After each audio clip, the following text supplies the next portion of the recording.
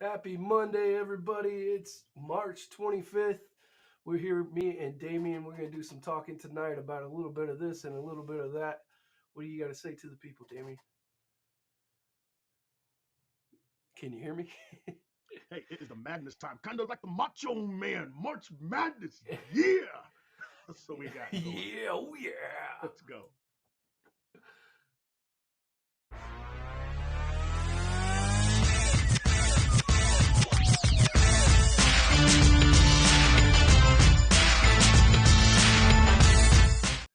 All right. I promise I'm going to make some changes to our intro this week. I'm going to Oh, do you're it. all good. All right, man. We are all good, man. We are all good.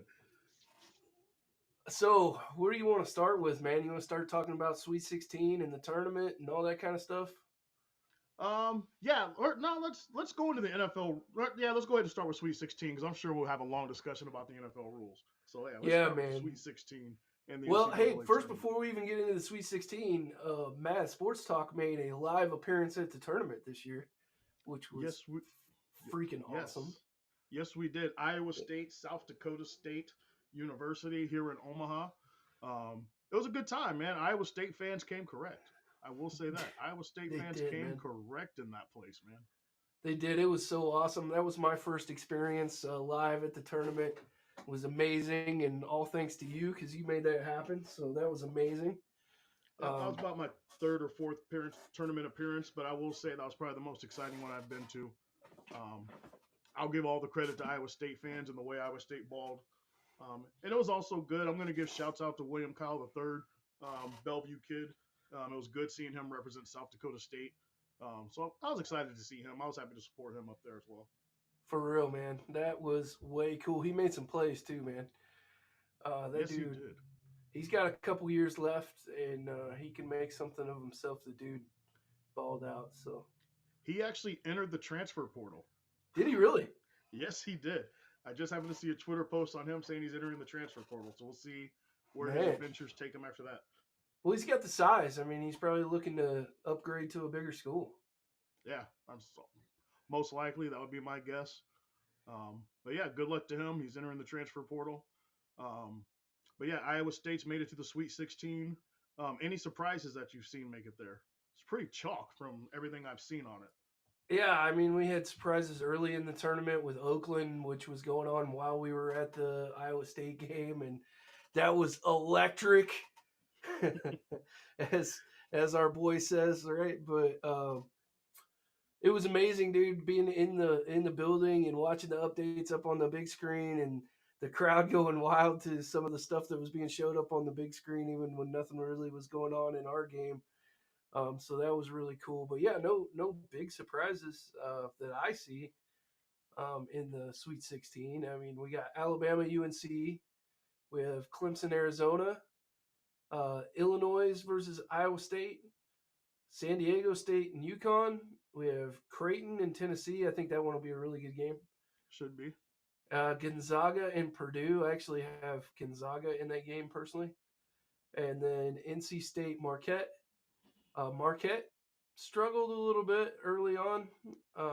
They had a little bit of a struggle going on there, but they got through it. Who was that against? Who we were watching that game on our trip, weren't we?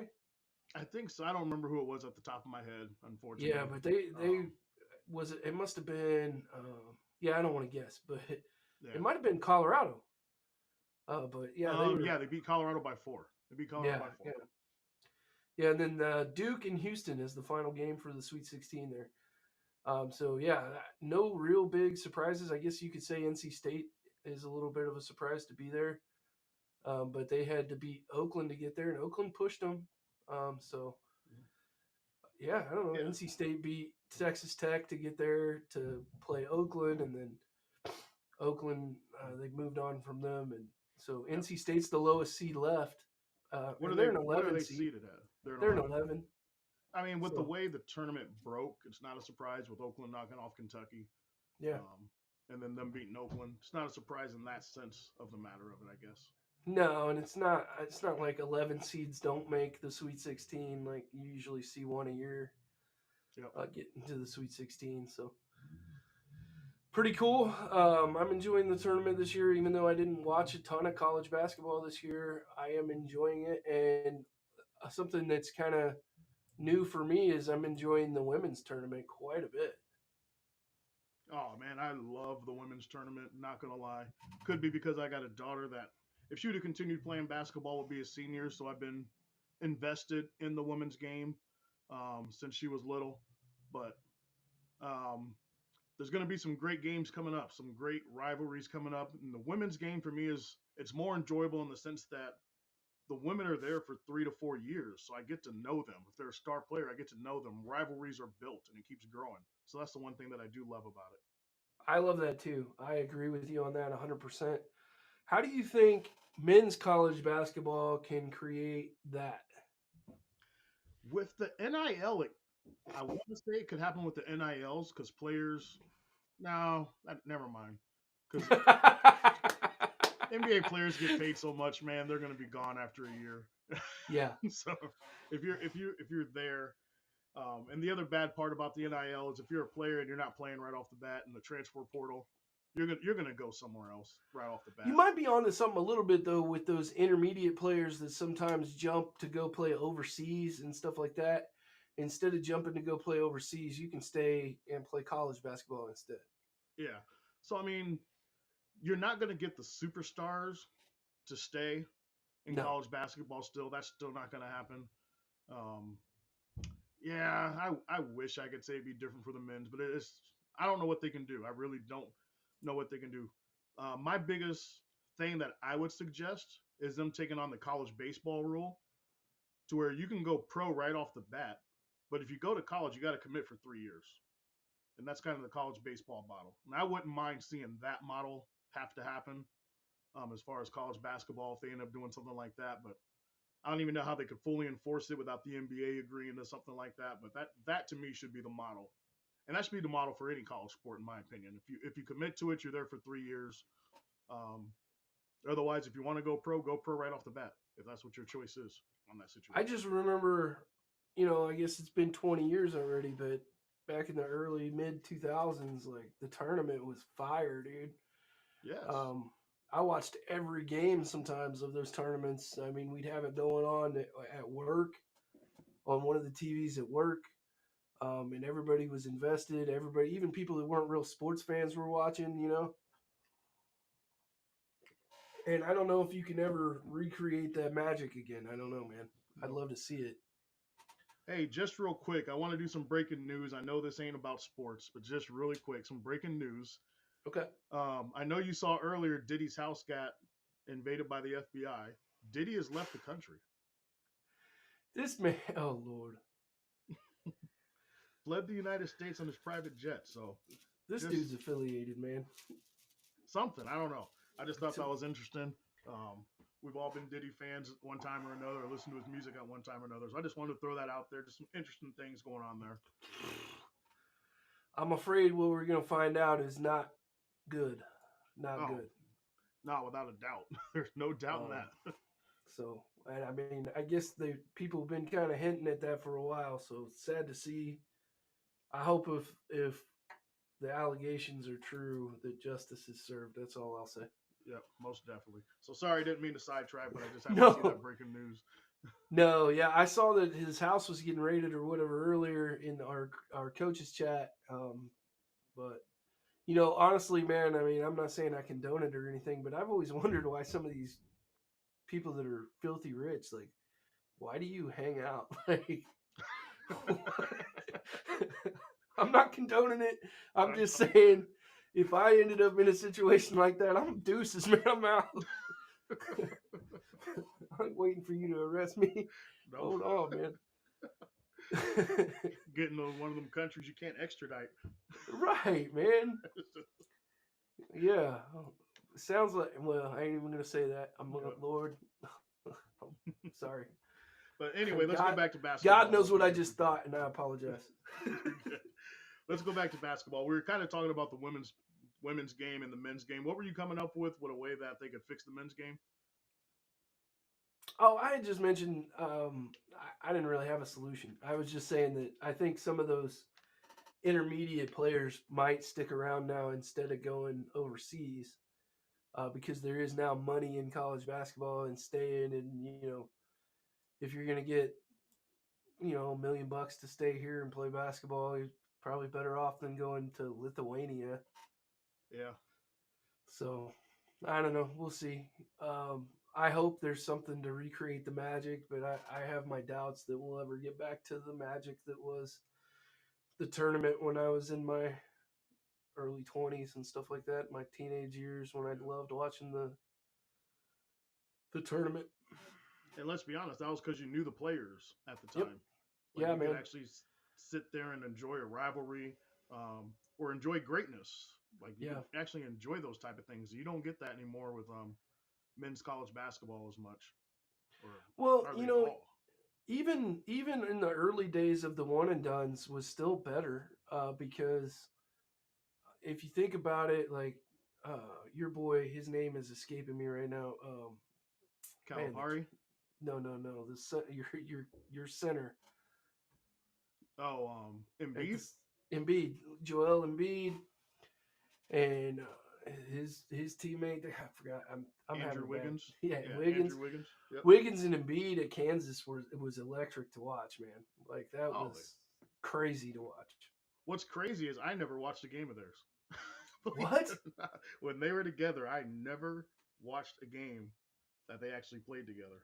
Dude, I was glued to that because if you remember right, Wiggins was actually the much higher touted player, the much higher rated player coming out of high school, and everybody kind of thought he would be the number one overall pick and all that. And He I remember was. watching Embiid and thinking, "No, this dude's for real."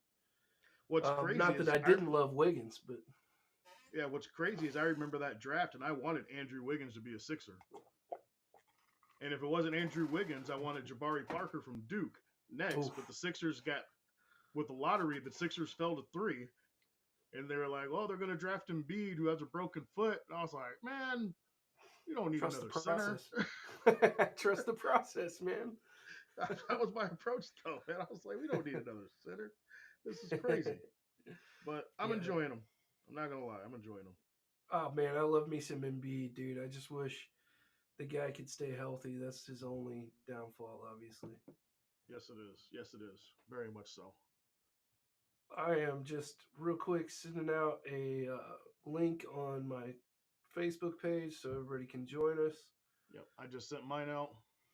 And yeah, so I don't know. That's kind of my thoughts on the tournament so far. Do you have any like predictions you want to make or anything? I don't really know college basketball well enough to make any kind of predictions. I think as far as the teams left, I'm going to pull for Iowa State. They're a Big 12 team. I got to see in person.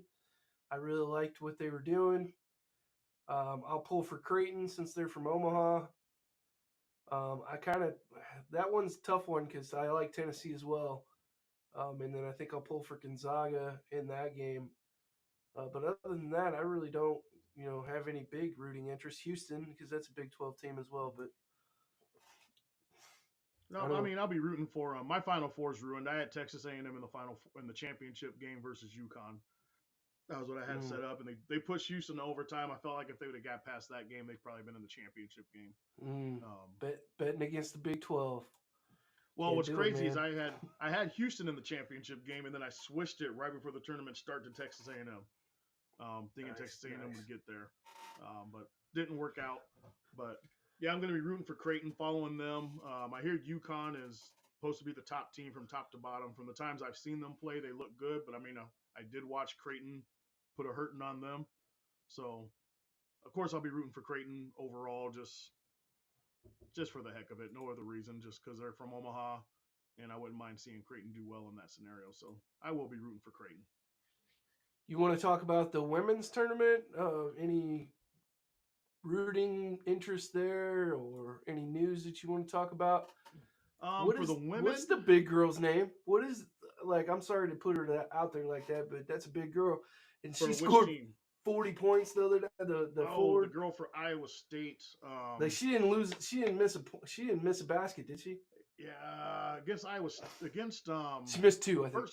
The first round game she did, and they were down 20 or down 8. They were down 24, came back to win that game. Mm-hmm. And then they just got knocked out by Stanford last night Oh, in okay. overtime. Yep, they got knocked out by Stanford in overtime last night, and I can't think of what her name is, so forgive me on that, but I know exactly who you're talking about. I got to see the kind of the replays or the highlights of that, and that was electric. Was loving that. Good job on her. Yes. But you said she's eliminated in her team. She is out. I know we still got Iowa playing tonight. Creighton plays tonight as well. Creighton goes up against a tough UCLA team. I'd be shocked if Creighton can get past them. Yeah, as we speak, Iowa is tied with West Virginia. I'll be pulling for West Virginia in that one. You're not rooting for Caitlin Clark to get past this round? I love Caitlin Clark, man. I do, but I'm not rooting against a Big 12 team. And they're currently playing them tough, so we'll see. We saw that when we were in the restaurant down in Manhattan. They were playing Iowa pretty close there for a few minutes, and we looked up and Iowa was up by 20. Yeah, Iowa can pour it on real quick. Caitlin Clark's a beast, man. They got that spot on the floor from when she hit her record-breaking shot from the logo. They got her name on the court and everything like that. It's a really cool scene. I'm looking forward to seeing them play LSU, basically in the Great Eight or the Elite Eight they call it. I'm looking forward to that matchup for that to happen, but I don't see anyone necessarily beating the South Carolina squad. Indiana is seconds away from closing out Oklahoma right now in the women's tournament, and yeah, let's see. We got a couple more games to decide. I don't like the way they show this bracket, but I can just pop it up on screen, I suppose. Might be the easiest way. Yep. Indiana's beat. Oh, let's get this screen shared. There we go. So there's the bracket. Yeah, man. So you think South Carolina? You were saying that's a hard team to beat, huh?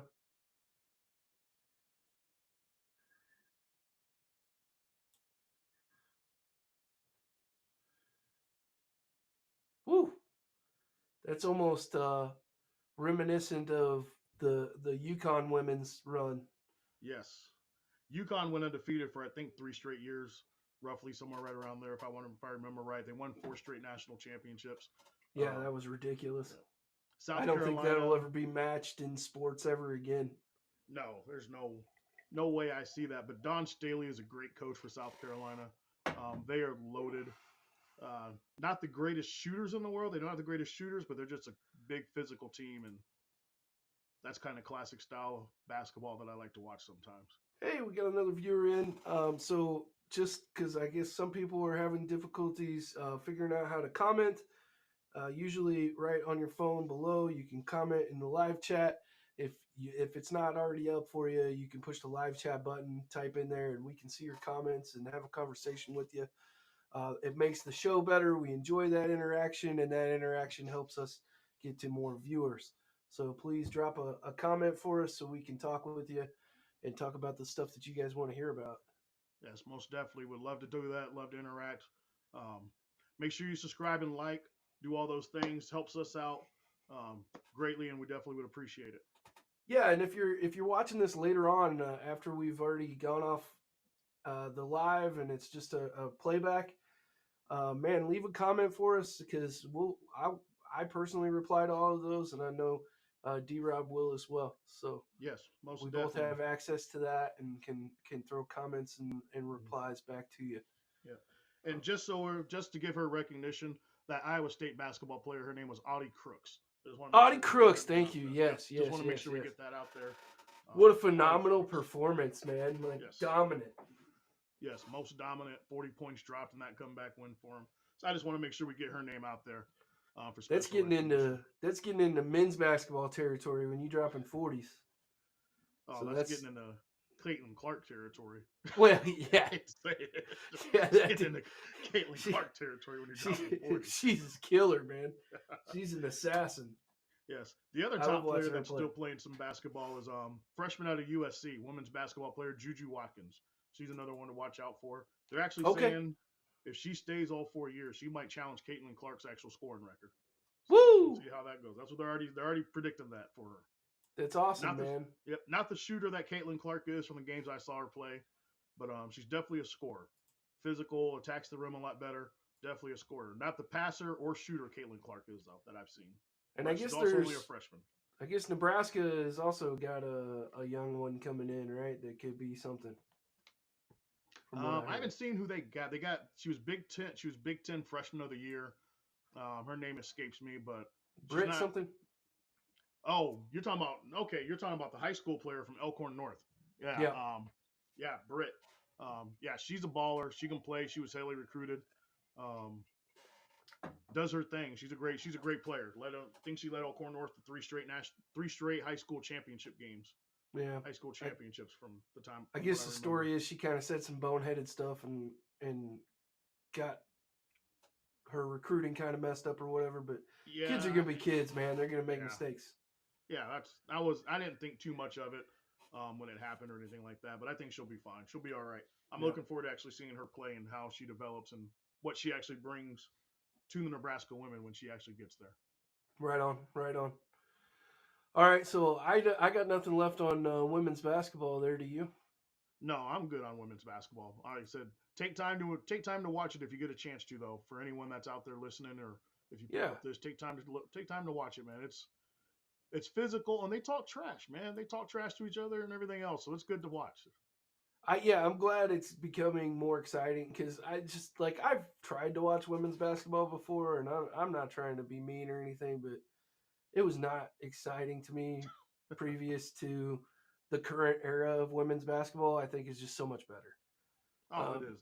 so yeah, I'm glad to see them making it exciting and giving it some personality for God's sakes because I don't think it had any personality before, and it's cool to see some of these players have their own personality on the court.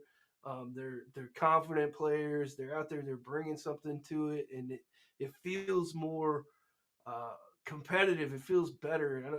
I can't describe it any better than that for me personally.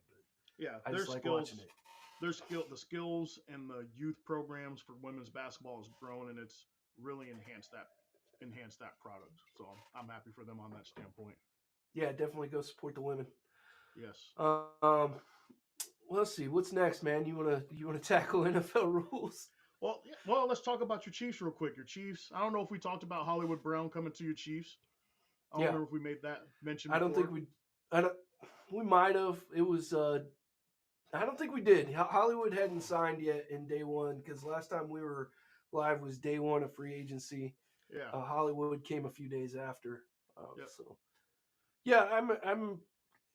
To me, Hollywood is a good signing. I like the money and the structure of the contract.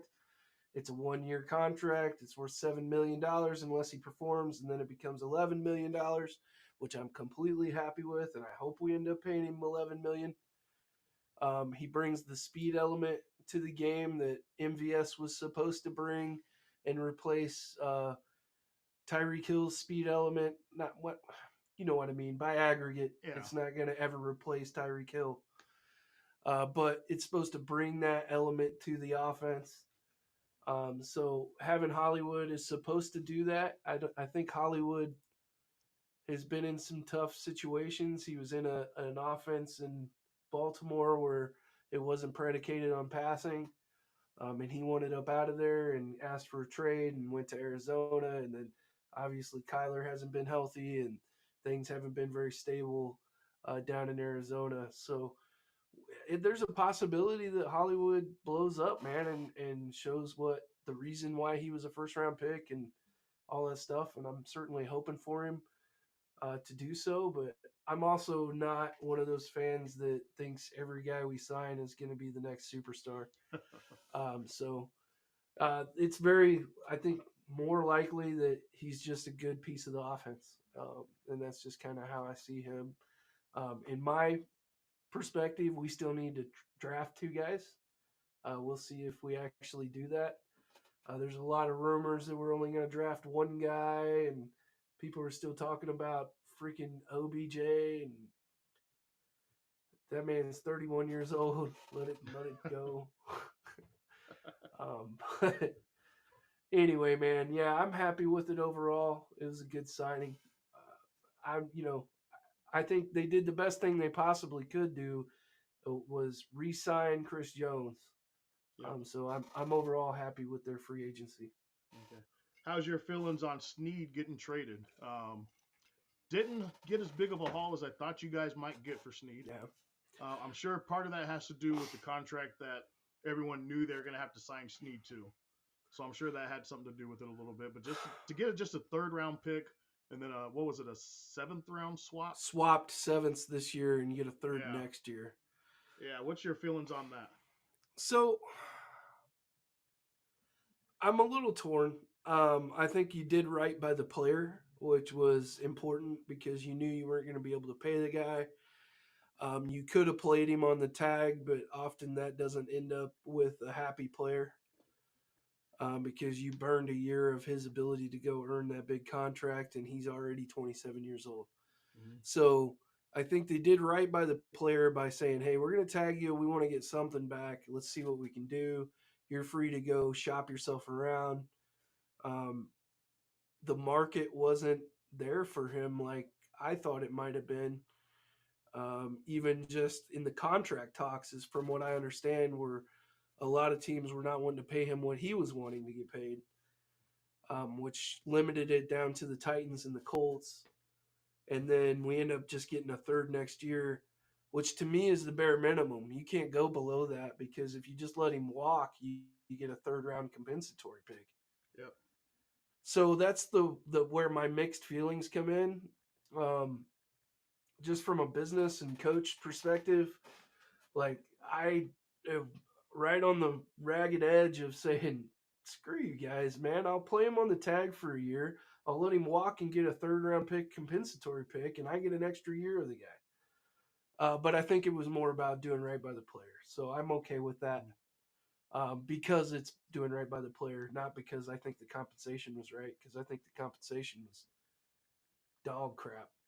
Yeah. But it is what it is, man.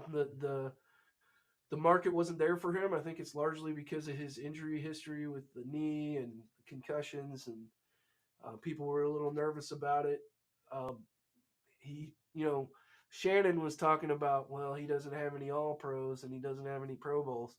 Well, he followed a long list of pretty elite wide receivers around this year and shut them all down. So to me, the production was there. I feel like the market should have been higher, but it wasn't. So can't whine about it. Yeah, like I said, I think some of it had to do with the contract teams knew they were going to have to sign him to. Yeah. And I think part of the reason why you guys just didn't let him play under the franchise tag was so the Chiefs could actually free up that $20 million to use elsewhere on the roster if they needed to re-sign someone or bring somebody else in. So I think it was partly used to kind of clear that up a little bit for themselves as well. We'll see what they do with that money. It's going to be interesting. I'm almost to the point where I'd want to roll it over. To next year? Yeah, because we got some guys to pay next year. Creed Humphrey, we need to pay. Trey Smith, we need to pay. Nick Bolton, we need to pay. And those guys none of them are going to be super cheap. They're not in high value positions, so they won't break the bank. But they are going to get paid. So rolling that extra 20 over could help. Oh, most definitely for that. So yeah, that's just what I think it is for Kansas City. Not going to overly question Kansas City's front office, especially with the way they've been balling out. Yeah. So it's hard to be critical of anything that they've done. I thought it was a mistake for them to get rid of Tyreek Hill. You know me, I was the first one to say it. I thought it was a huge mistake to get rid of Tyreek Hill. I was like, you can't replace that dude or anything like that. I'm still waiting for you guys to feel the effects of that trade. I'm still waiting. We're feeling them. We're feeling them because we built a whole defense with that. Yeah. So, that's kind of the way I look at it. I won't overly question the Chiefs. Um, One thing I will say about fans is they need to calm down a little bit because I know a lot of people. I was not happy with the compensation either. But if you think nobody in that building tried to get more compensation, you're crazy. yeah, Like obviously they tried to get as much as they could. It wasn't there. Nobody was going to give it, man. So it is what it no, is. it's it's cornerback is it's a high profile position as far as what teams need, Hmm. but teams aren't. I don't think teams are going to go out of their way to break the bank to get a corner. Not for a 27-year-old. No, not for 27-year-old when they If he could was possibly draft 24, someone. if he was Different story. 24, that would have been different. Yep, different story with that. He Yep. didn't have injury history, a whole different story. If you didn't have to pay him $27 million or 20, whatever they pay him, it's Yep. a whole different story for that guy. The man came into the league at 23 years old. Had he Yep. came into the league at 20, there's a whole different story we're talking about. And you Yes. probably got a first round pick. Yep. I don't know about a first round, but I mean, you got to remember people like Amari Cooper. I Dallas traded him for what, a sixth, a fifth or sixth or something like that. And that guy's one of the top route runners in the league. He's a great receiver. But They got age Mike. there is another factor with him. We got 4 people in the chat now. Guys, hit us up in the chat. Join the conversation, please. You should be able to go right below here and drop a comment in the chat. But like I said, even with Amari Cooper, when Dallas got rid of him, he wasn't. It's you would think Amari Cooper's old, don't you? You would think he is. Was He he came in the 28? league. He's 28, I think 29, so. right? He came into the league 3 years before Calvin Ridley, and is only a year older than Calvin Ridley. Woo! So he's 30 now.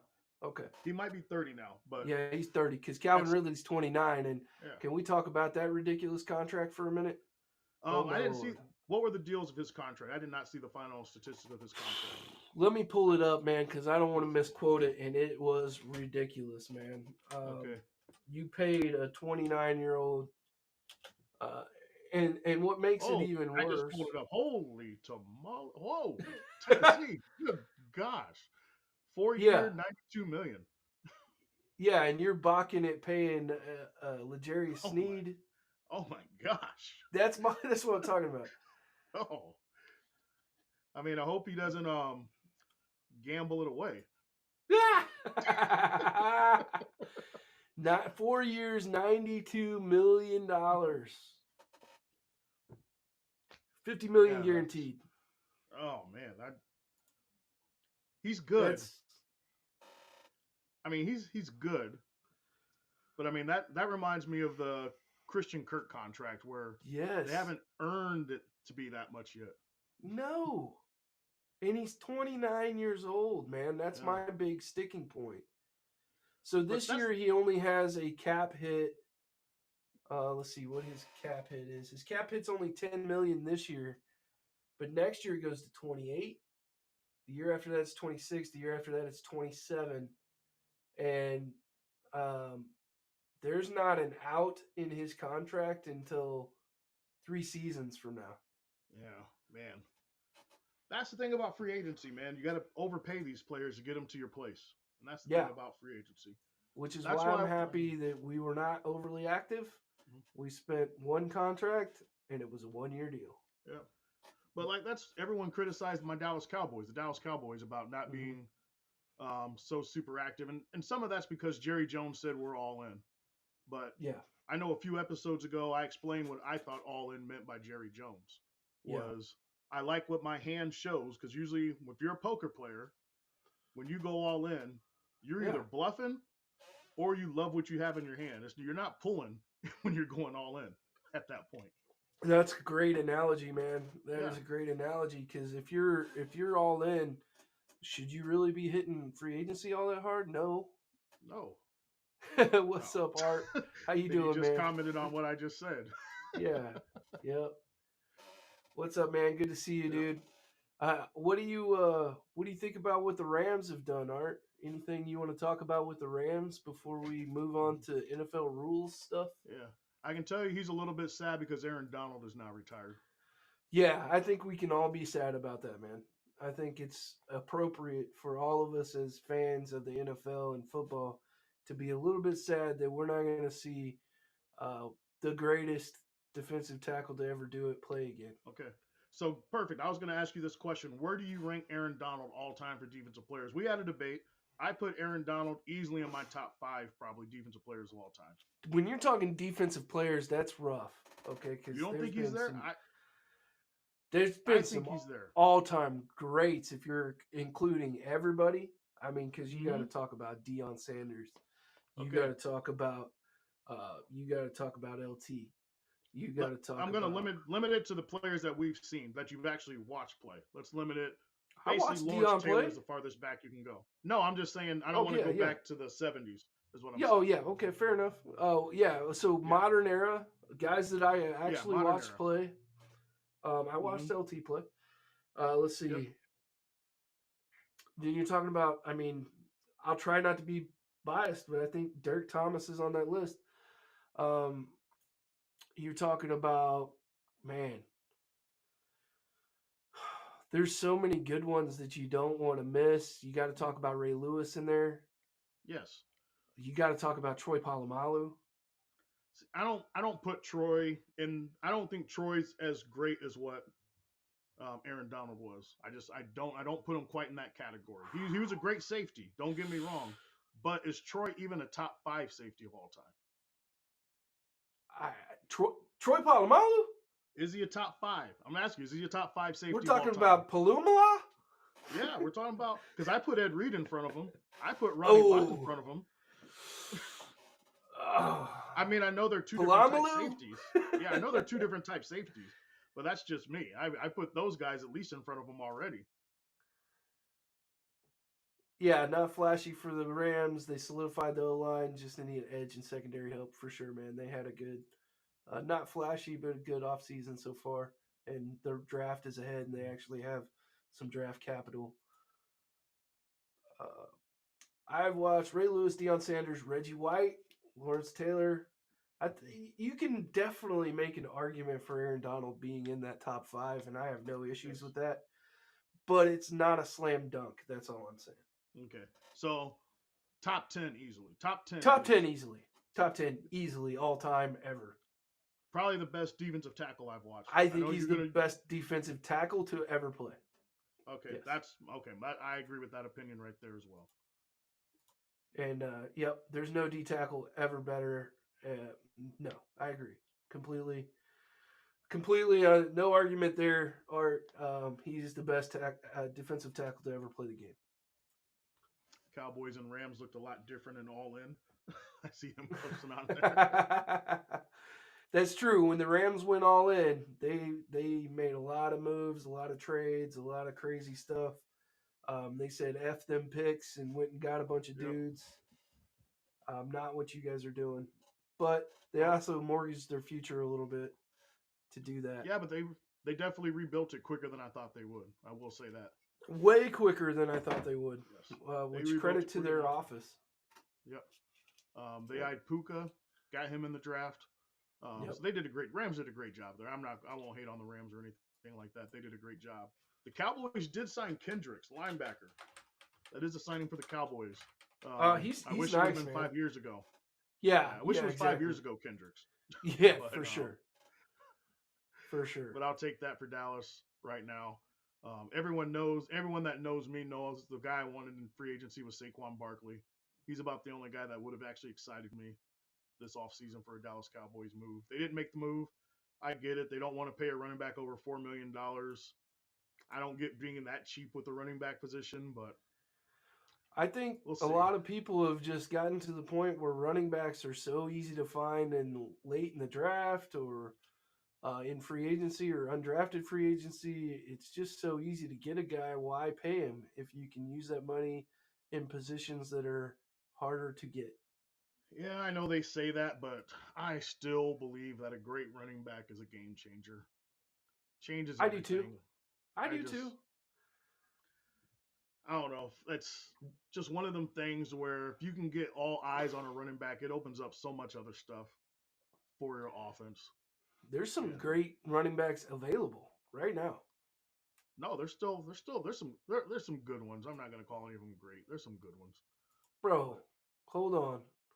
Let's look at this list right now because there's some great ones still available. let me see. I'm pulling up the list right now, but just to me that are still top notch. Saquon went. Yeah. Derrick Henry went. Josh Jacobs went. Tony Pollard went. Yeah, keep going, man. There ain't there ain't no one that's gonna get me excited about that list. Okay, so here's a guy that some people are excited about that I don't am not as excited about. Some guys really like J.K. Dobbins. I'm not super excited about No, him. I'm not excited Uh, about him either. Devin Singletary. Nope. They actually have. They don't have the guy on the list that I thought they were going to have. Hold on. This list sucks, man. Who the Bengals released? What's his name? Joe Mixon. No, they They did. traded him to Houston. They Oh, traded they him to traded him. Houston. Yeah, Gotcha, he got gotcha, traded gotcha, to gotcha. Houston. Yep. So he didn't even hit the free agent market. He got traded to Houston before they released him. Okay, that makes sense.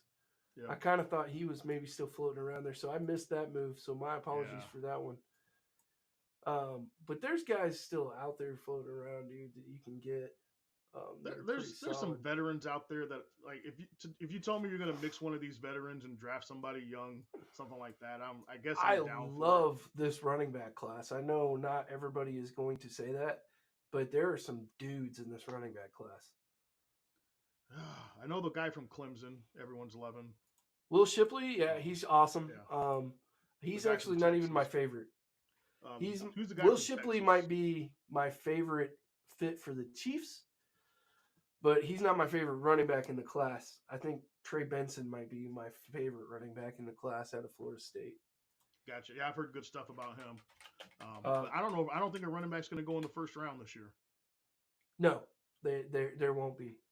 Yep. What I like about Trey Benson, dude, is this guy's 6'1", like 220, and he's running 4.340 speed. He's got all the tools, man. He's got all the tools and great vision on top of that. The tape looks good. He can catch. He can move. I like his hips. His hips move well. They're nice and loose. So yeah, Trey Benson's one to watch. The Tennessee guy is another one to watch. And the Texas guy is another one to watch. There's quite a few. And then there's some like late guys that are kind of fun. Dylan Laub is out of a small school. I can't even remember what school he's out of right now. He's a really fun running back to watch. Somebody's going to get a steal there. And then there's another dude, Schroeder out of Missouri is kind of a fun guy to watch. And then there's one more small school guy that I think he's actually a North Dakota State guy that I can't think of off the top of my head Yeah, right I'm at the not moment sure. his name. I remember seeing him on a mock draft, and I can't think of what his name is. I kind of know who you're talking about, but I can't think of what his name is or anything like that. Yeah, he'll probably be like he'll probably be a seventh round guy or whatever. But well, here, let me just pull up the halfback since we're talking. Yeah. So Texas, Jonathan Brooks. He's coming off an injury though. That's why I'm a little nervous on him. Yep. Jalen Wright out of Tennessee is another speed guy, 5'11", 210. Reminds me a little bit of Isaiah Pacheco. Blake Corum, I don't love 5'8" running backs, but he's got some power to him for sure. Bucky Irving out of Oregon. Trey Benson's the guy I already talked about. I don't love Ray Davis, but a lot of people do. I do like Marshawn Lloyd out of USC. Braylon Allen, if you want a big back. Braylon Allen is fun. What's his size? What's his 6'2", 245, 20-year-old out of Wisconsin. So I wouldn't mind that because what I would love to see in Dallas is you put him and then you put Deuce Vaughn in the back next to each other. Yeah. Just have that Put them together. type Yep. deal. Wouldn't mind seeing something like that. 100%. So Braylon Allen does intrigue me a little bit, and I think that would be a good fit for the Cowboys, actually. Isaac Garriendo from Louisville is another big back, 6'1", 225. So there's a nice mix of guys in this draft of different sizes. Cody Schrader. Frank Gore Jr. is one that I really like. I don't love 5'8" running backs, but he's got the bloodline. bloodline, baby. Isaiah Davis is the guy I was talking about he's South Dakota State. He's 6'1", 220. He's got a little bit of speed on him too. So Gotcha. yeah. But yeah, there's a Oh ton of man. running backs available. Yeah. It's a kind of a sneaky deep draft for running backs. Yeah. I'm sure Dallas will draft one. We'll see where they end up going. They need defensive tackles as well. They let Hankins go. He's in Seattle. So Yeah. we'll see what they're gonna do. As it stands, almost, Kansas City needs to draft one because we only have Pacheco in the running back room right now. gotcha. Yeah. So maybe you guys will pick up J.K. Dobbins or something like that, or re-sign your boy Clyde Edwards. No Clyde. We could talk about McKinnon coming back, even though he's as old as the hills. But McKinnon's welcome. Clyde needs to go on somewhere. Love you. Thank you for all the work. Go somewhere else. But yeah, man. So since we're on the subject of college football, you and I and the rest of the coaching staff went on a trip this weekend. Yes, we did. Let's talk about that for a minute because that was fun. Yeah, props to Kansas State. The hospitality they had was very welcoming. We're going to a coach's clinic there, learning from their staff a little bit. They did a great job. It was awesome, dude. I had a You're a great time. K-State fan, so yeah, you're out there running on the field, running to the 50-yard line, taking pictures and everything. I did. I went to 50-yard line. I had a great time. I tried to behave myself for the most part. But, it was a good time. It would have been a great time even if I wasn't a K-State fan, honestly. Yeah. Like they did a great job. Other than the weather, which, not going to lie. What's up, Marlon? Did not enjoy. What's going on, Marlon? Thanks for joining in. Yeah. But no, K-State was a great clinic. A lot more respect for that program. Their stadium, I would much rather watch a game there than I would in Lincoln at Memorial Stadium. And just so everybody knows, there's a huge difference in capacity for those two stadiums. Yes. I think our K-State Stadium, Bill Snyder Stadium, is something like 65, 60, something like that. And Memorial Stadium in Lincoln is what, 95? I believe so. I know they expanded it up. Yeah, so it's a huge difference in the size, but their stadium and facilities are very nice. Yeah. So K-State is 50,000. Okay. Yeah. That makes sense. Yep. And then Memorial is what? I'm checking it out really quick. Memorial Stadium's 85. Huge difference. 35,000 people difference in a stadium is a huge difference. But the atmosphere there at K-State and the way the stadium is designed and everything is just it's really nice looking. Yeah, you can walk the concourse and still watch the game. Memorial Stadium, you can't do that. You're behind everything when you go to Memorial Stadium. Yep. Fun thing, just for people that follow NFL and sports and everybody kind of knows the Lockets. K-State has another Locket. So watch out for that guy. Because every one of them damn Lockets has been pretty damn good at football. So watching him out there, he looks a lot like his older brother, Tyler. And that'll be fun to watch. I think he'll get on the field a little bit. And the quarterback is electric, dude. That guy can fling it and he can fly. He can move. He can definitely move. I expect better things in the Pop-Tart Bowl this coming up season for K-State. I expect better things than eating a Pop-Tart. Yeah. It was fun. I got to hang out a little bit with, I don't know, you were on the other side of the field for me, but cool little story. I'm going to mispronounce his name, but Simaloa, our nose tackle, number 99, he's hurt. He's coming off of an injury, and he was standing beside me with another dude, and they were talking about golfing, and I kind of inserted myself into the conversation like I typically do because I'm an outgoing person. But I kind of was hearing them. I'm like, oh, you guys golf and whatever, and they were kind of talking smack, and one guy was like, yeah, I'm the best golfer on the team, this, that, and the other thing, and they were having fun with it. And one of them goes, oh, you golf, coach? I was like, yeah, I golf, man. And I said, yeah, I got a course in my backyard here. fun time or whatever. And they said, well, where are you from? I said, well, we all came down from Nebraska. And Simaloa says, oh, like you're Omaha, so is that close to Nebraska City? I said, yeah, it's real close to Nebraska City. I actually live about 17 miles from Nebraska City. He said, oh, is that close to Murray, Nebraska? I said, bro, I live in Murray, Nebraska. And if you know Murray, Nebraska, look at it on the map if you need to. It's a dot. There's about 500 people in the whole town, if that. I'm probably overestimating. So the fact that he knew where Murray, Nebraska was kind of, I was like, whoa, what's going on here, buddy? So I asked him, like, how do you know where Murray, Nebraska is, dude? Like, nobody knows where that is. He goes, well, my girlfriend lives there. I'm like, for real? He's like, yeah, I met her here at K-State in class, and like we're still dating. I go up there and I visit. I'm like, that's what's up, man. I'm like, well, if you're ever up there, let's go golfing. And he's like, yeah, for sure, man. So we exchanged Twitter information and went back and forth on Twitter a little bit. But that was pretty cool for me, man. Oh, that's pretty cool. Yeah, that was dope to make a connection with one of the guys on my favorite college team. Was fun. So whether we ever go golfing or not, it was still a fun thing. And there was a former NFL coach. I don't want to give his name up just because of what I'm about to say, because I went up and asked him a question. Because this guy was on the Dallas Cowboys staff on Dak's rookie year. So after he did his presentation, I did go up and ask him that is, if the Cowboys put Romo back in the game or back in to play the season of Dak's rookie year, does Dallas probably go to the Super Bowl? And he agreed with me that the answer on that question is yes.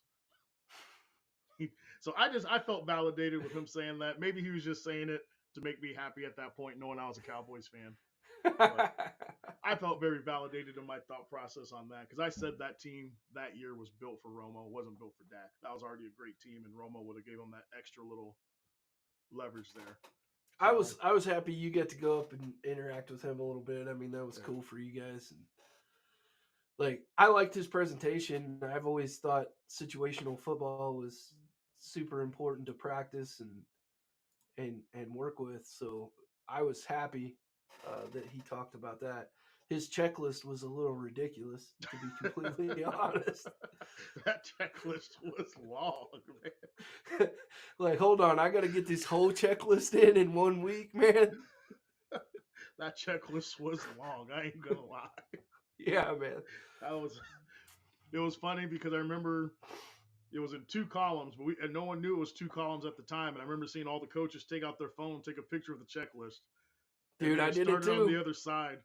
The column started on the other side. Everyone just kind of put their phones down. And it was like, bro, I probably got 5 pictures of that stupid thing. I finally just messaged him and like, hey, can you send me your presentation? And he's like, yeah, sure, man. So he sent me the presentation. But yeah, I got it. Yeah. I plan on emailing him and send him a message and everything else. You should, man. He responded back to me almost immediately and was super personable. I really like that guy. So very cool, those coaching conferences and clinics that we do. Every one of them I enjoy so much. The one at Minnesota last year was amazing as well. Yes. And we got time with PJ Fleck, and the Vikings head coach did a video chat with us, and we got to talk to all kinds of guys. That was just it was amazing last year too. So, and we got one more this year. We're going to Nebraska. Looking forward to that one. Got Bill Belichick speaking at that one. So that'll be a great I know, man. Interaction. I'm looking forward to that conversations. I'm 100% going up to say something to Bill.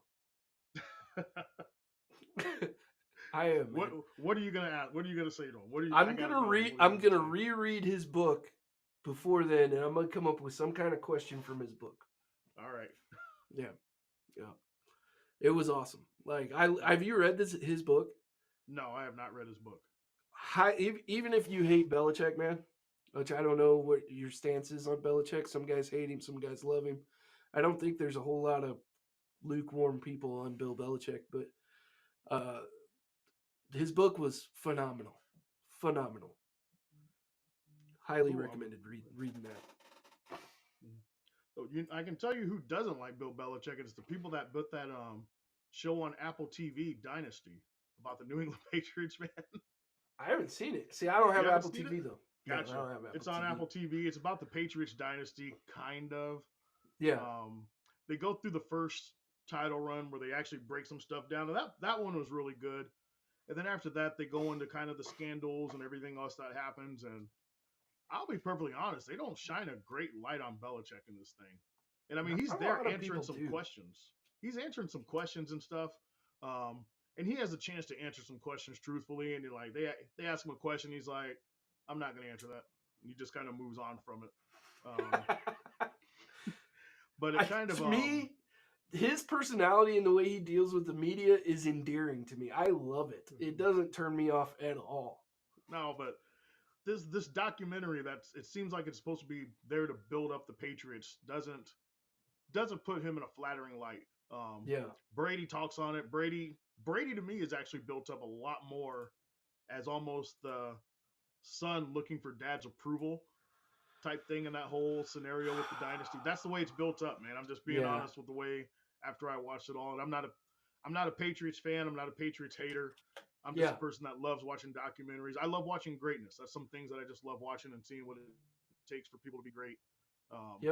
So I enjoyed watching it, and it blew my mind kind of how they broke everything down and kind of the way it all got displayed a little bit. I will have to find a way to watch it. I am not an Apple person. So I did, however, what's the name of the coaching show that's on Apple TV? Is it Tom something or? Are you talking about the comedy? Yeah. Oh man, I love it. You talking the soccer, football coach? Right? Yes. Yeah, he goes soccer. over to the UK. Man, I cannot remember what that show is, but I love that show. I watched all 3 seasons of that show. It is one of the greatest. Ted Lasso. Ted Lasso. Yeah, there we go. Yes, that is one of the greatest shows that I ever watched. Love that show. Yeah, man. Oh my god. Have you watched all the seasons of it? I have, dude. Like my aunt and uncle hit me up, and they're Apple people, and they're like, "Hey, man, you gotta watch this." I'm like, "Unc, I don't have. You know how I feel." I told him, "Unc, you know how I feel." He's like, "Well, you can get on there and do like a 7-day free trial. Just watch the whole thing in a week." So I did. I got on there and I did my week worth of Apple TV, and I watched all of Ted Lasso in a week. It was an amazing series. They did a fantastic job. Good job, Apple, because that show was amazing. Do you know how that show started? I don't. So it's when the U.S. hosted the World Cup back in, 2007, I think it was. The U.S. hosted the World Cup back then. He did commercials through Saturday Night Live, through NBC, because NBC was hosting it, as this coach, Ted Lasso. And he just did commercials doing the soccer thing, and they basically built the TV show off of those commercials from that. Oh, that's great, man. Yes. That makes it even better. Yes. And so that's an awesome show. I've told my friends about it. They've got to watch it. His personality on that show was just, to me, what every coach should almost strive to be all the time, the way he coached that team up. Yeah, it's a comedy, and they definitely play up to the comedy stuff, but a lot of the ways that he deals with things and talks with things, so is genius, man. It was. Some of it is absolute genius, the way he deals with some of that stuff, and it's absolutely on purpose. You can't convince me it's not. Yeah, I mean, it was a great show, man. That was definitely one of the top to bottom shows. Loved it. Speaking of shows, man, did you watch a single episode of The Wire yet? No, man. The Wire's still on the Wire. I have not watched Lord Almighty. The Wire yet. Oh my God, man! Just watch The Wire. I had a feeling that's where you're about to go with that, man. I have not had a chance to catch up on The Wire. I got some other shows on my list, man. I got whatever's on your list. Push it back to the right and put Wire right there. I can't, man. I got Physical 100 to watch off Netflix. What? It's a great show, man. Physical 100 on Netflix, man. I'm telling you, it's a show based out of Korea, is what it is. So what they do is they take people from all walks of life, sports, actors, people that are just in shape, and they do competitions to try to decide what is the best physical body to do competitions with. Like there's women, men, women can take on men in competitions, like even wrestling competitions and stuff like that, man. Physical 100, I love this show, man. It is a great show, I'm telling you. What the hell are you talking about, Aiden? What show? Tell me what show is based off Yeah. The Wizard of Oz. What Because it show is ain't The based? Wire. No, and it ain't Ted Lasso, is it? He's not talking about Ted Lasso, is he? I don't know, man. You got to tell us something, brother. Ted Ted Lasso? Lasso. What? He said Ted Lasso is based off Wizard of Oz. Man, I Yeah, don't I don't see know it, man. about that. I don't see that one either. Yeah, I don't see that one, Aiden. I knew you were. I knew you were that kind of guy, Art. I knew you were that kind of guy. Been watching Downton Abbey. But yeah, I got Um, the wire. The wires. It's on the back burner, man. It's on. don't put it on the Maybe back burner, man. I'll download some episodes. I got a trip coming up, man. I'll download some episodes and I'll Yeah, give it a go. give yourself like 2 or 3 episodes of that first season, and if you're not hooked, then fine. All right, Put yeah, it I'll on the do that. back burner. Put it on the back burner as long as you want. If you're not hooked off of 3 episodes, Is it still? Do they still even make it, or is it done? no, it's done. That's the Okay. beauty of it. You can watch the whole thing, and you can come to a completion, and you can be like, oh, which is what I love. Because I just watched a series this week called The Three Body Problem. Have you seen it? No, haven't even heard of that. It's like the #2 show in the world on Netflix right now. It's Someone in it, Kansas ends up in a strange land, so that's why it's based on. bro. I I don't even know what to say to you right now, Aiden. Isn't anyone from Kansas, as soon as they go outside of Kansas, it's a strange land to them? Yeah.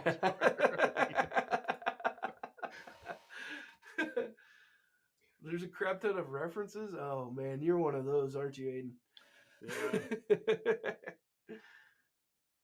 Oh, okay. So my buddy James here, he just started the three body problem. What'd you think about it so far, man? Have you got through? Yeah. It takes a couple episodes. It takes a couple of Yeah. episodes to get into What's it streaming on? What's it on? Netflix. It's on Netflix.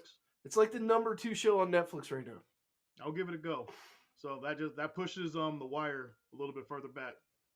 Just to I mean, give you that's a heads fine up. because Yeah, pushes the wire a little bit farther back. there's only like 8 episodes or something like that of the three body problem. It's pretty crazy. Yeah, I gotta watch that. I gotta watch Samurai. I heard Samurai is a really good show on Hulu, so that's another show that I'm gonna be talking about. It's not about the Trinity, man. So I can't tell you too much without giving it away. Um, yeah. So Lemon, yeah, the first episode is super weird. It's a slow burn. I'm just gonna warn everybody that I'm out here. I'm saying it's a great show. It's a slow burn. You got to let it really set in, and you'll get involved, and you'll get a little bit more invested in the characters, and then it really takes off. And about mid-season, it just hits an absolute crescendo, and you're like, oh my god, how are they going to wrap all this up? And they really make you start thinking about some stuff, and it's kind of crazy. Like it's a really All well right, done show. I am going to give it. I'll give it a go. Yeah, It'll be on my list. yeah. I don't want to get like I don't even want to tell you what it's about because it'll give some of the stuff away. All right. It starts out in Mao's China in like the 40s and 50s, and you're like, All right. what am I watching? So first of all, if you're a person that hates a subtitle series, don't panic. Don't panic. It's not a subtitle series. It just does some scenes in China in the 50s. That's all. Nope. I'll definitely give it a go. Yeah. Something else, just because we're talking about shows, something else I watched. I did watch the new Roadhouse with Jake Gyllenhaal. Yeah. Art's in between Reba reruns. Reba had a good show, man. I could always watch me some Reba for sure, bro. Yes. But I did watch the new Roadhouse movie, man. What'd you think? I loved it, man. I actually enjoyed it. I didn't like the ending so much. I thought it wrapped up. The ending kind of was a little soft, kind of in the way they did it. But man, I enjoyed it. For the most part, it was a really enjoyable movie until it got to the end.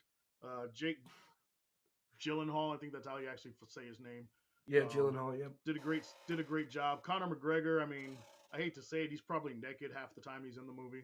just walking around completely naked in the whole movie, man. I'm not joking on that. Oh, that explains why you liked it. But overall, it was a pretty good show overall. Said his wife Art chimed in over there. If you got it.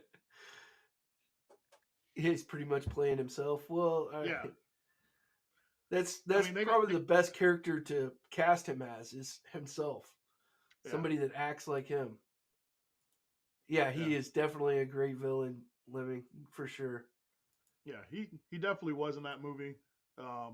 It's not the greatest script by far or anything like the original Roadhouse wasn't a great script. It's just guys fighting each other and everything like that.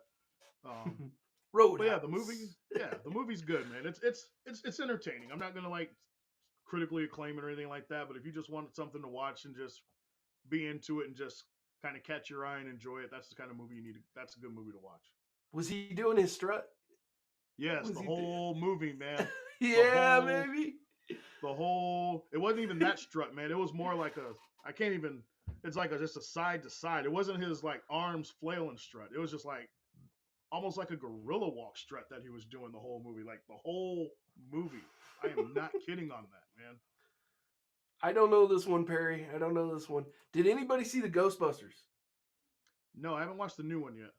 I can't wait, man. Like, if we weren't busy this weekend, all weekend long, I was going to go see it, but I might have to go see it sometime this week, maybe even tomorrow during the day. Is it already out? Is it out yet? I thought it came out Friday. I wasn't sure. I haven't paid much attention to it. I know it's coming, but I didn't see when it was supposed to release or anything like that. Yeah, I'm pretty sure it came out Friday last week. But I think, what is it? Yeah, Frozen Empire. So, just looking here. Well, Rotten Tomatoes and Metacritic hates it, so I'll love it. And it is already out. Okay, it is out. I loved Afterlife. I don't know if you went and saw the Afterlife. Yes, I saw that one. Marlon says it's a 10 out of 10. He's talking about Dune, though, I think. Dune was amazing. Yeah, he's saying the new Dune. Completely agree with you, Marlon. The new Dune was they killed it. They absolutely killed it. It was a fantastic movie. From start to stop. Great movie. I have not seen it yet.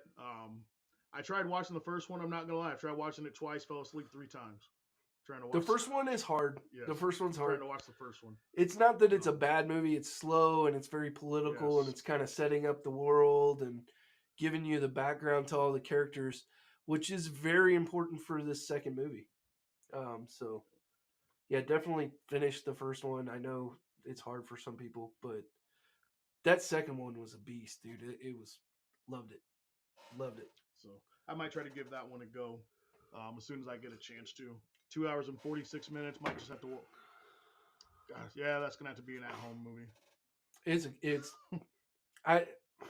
It's worth the theater experience. I'm just telling you, the sound and the visual effects and everything they did in that movie is worth the theater experience. But if you can't make it, just make sure you got your surround sound on. Gotcha. That's what I told people about Oppenheimer as well. I haven't seen Oppenheimer yet. You have to watch that in surround sound. You have to watch that. If you don't watch it with surround sound, it's a boring movie without the surround sound. Yep. Okay. It's a 3-hour movie, and if you don't watch it with the surround sound, you won't get the effect. And you need the surround sound to be loud to where it's vibrating you. Yeah, baby. I'm serious. That's the best way to watch that movie. Yes, I'm turning it on, dude. Only way to watch that movie. If you don't have it, it's just a boring movie, to be perfectly honest. So next time we get on, I'll tell you what I think about the Ghostbusters Frozen Empire. I absolutely loved Afterlife. Thought it was fantastic. And they kept all the same cast and everything, and it's a sequel to that one, so I'm sure I'm going to like it, but I'm going to go see that this week. Yep. So we kind of got off on a tangent. We did about movies and shows and everything. That's okay. It was fun, man. That's what we're gonna do. If y'all want to go that way, we'll go that way with some things, man. For sure. Bother me none. Yeah. We got up to 8 people in here now, so if you haven't already commented and interacted with us, just go down below and drop a comment. Yep. Tell us what you want to hear about, and we'll talk about that. Thank you for everybody that already has. Please like. I don't know how many likes we have on here yet, but unless it's 8, it's not enough. Yeah, we only got 3 likes right now, so please drop us a like if you can. It only takes you a couple seconds. Yep.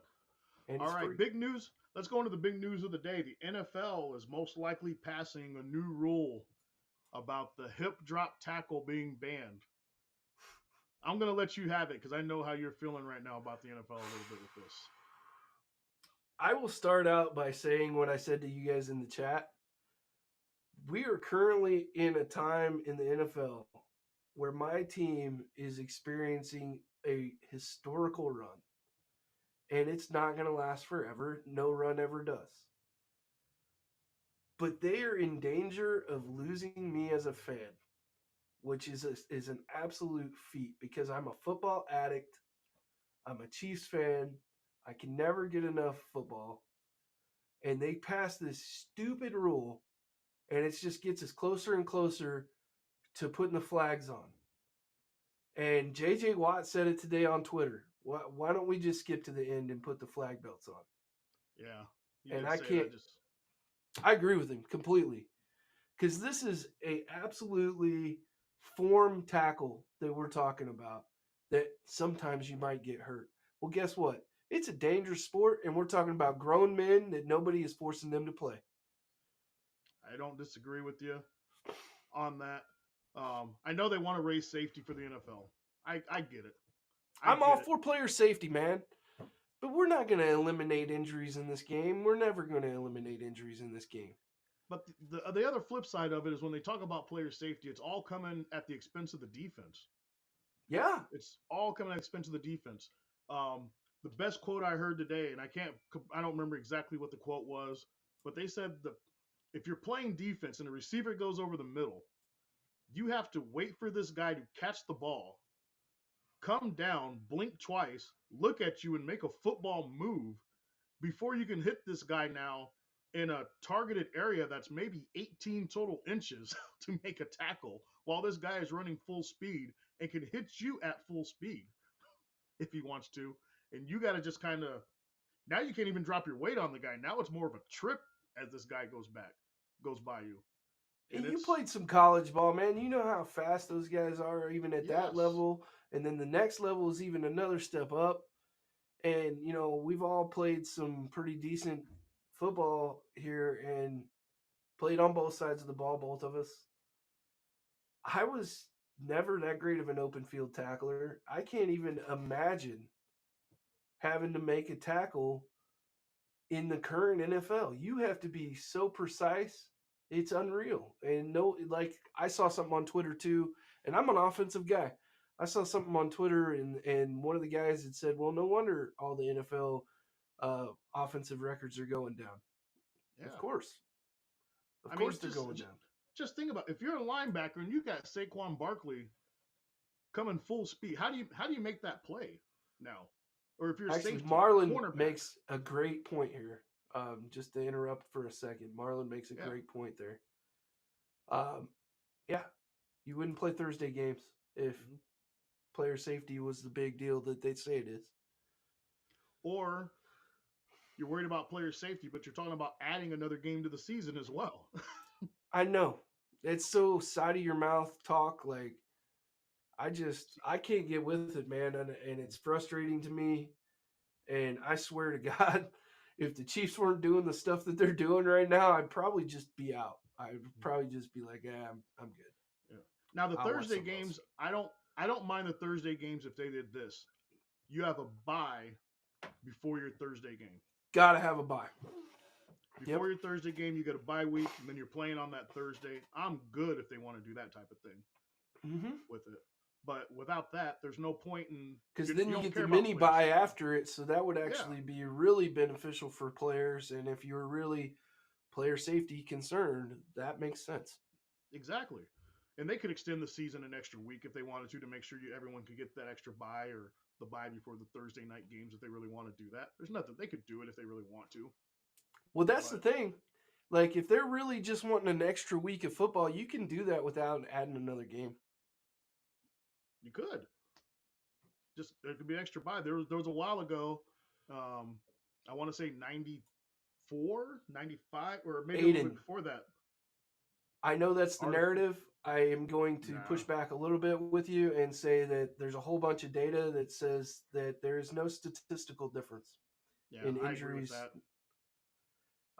I know that's the narrative, but there's no statistical relevant difference between grass and artificial fields. Yep, I agree with you there. Um, I don't think there's a huge difference in that. Just sometimes players are just bigger and faster than what they used to be, and they tackle with more force now. Yeah. And so those type of things Yep. are going to happen, in my And opinion. even the non-contact injuries, there was no statistical difference in those studies. I So mean, there could be statistical differences in the fact that you could use whatever statistics you want to make the statistics how you want to make them look. I'm talking about in the purest form of the Yeah, word, purest like form. Yeah, like it's below alpha, like the the p value isn't the right. That's what like I got nerd you. stuff. Yeah, yeah. But yeah, with this new hip drop tackle, and the worst part about it is it's going to be a referee judgment call on if this is if someone does a, and I don't know how they're going to be able to make a judgment call on it. Personal foul, 15 yards, automatic first down, extending a drive. I mean, I don't know how they're going to be able to regulate this on a regular basis. Yeah, I don't see it either, man. This is gonna be we're all men here. This is gonna be a shit show. Okay, this is gonna be a shit show. It's not gonna be good.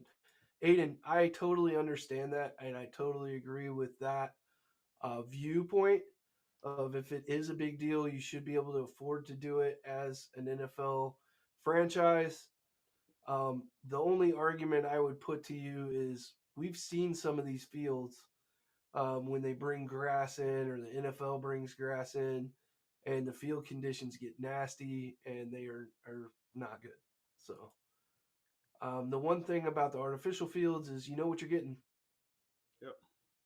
So yeah, reviewing roughing the passer calls this season. I mean, it's going to slow the game down again, um, but maybe we'll get some of those right because some of them are just atrocious. I I've feel seen. like that rule was.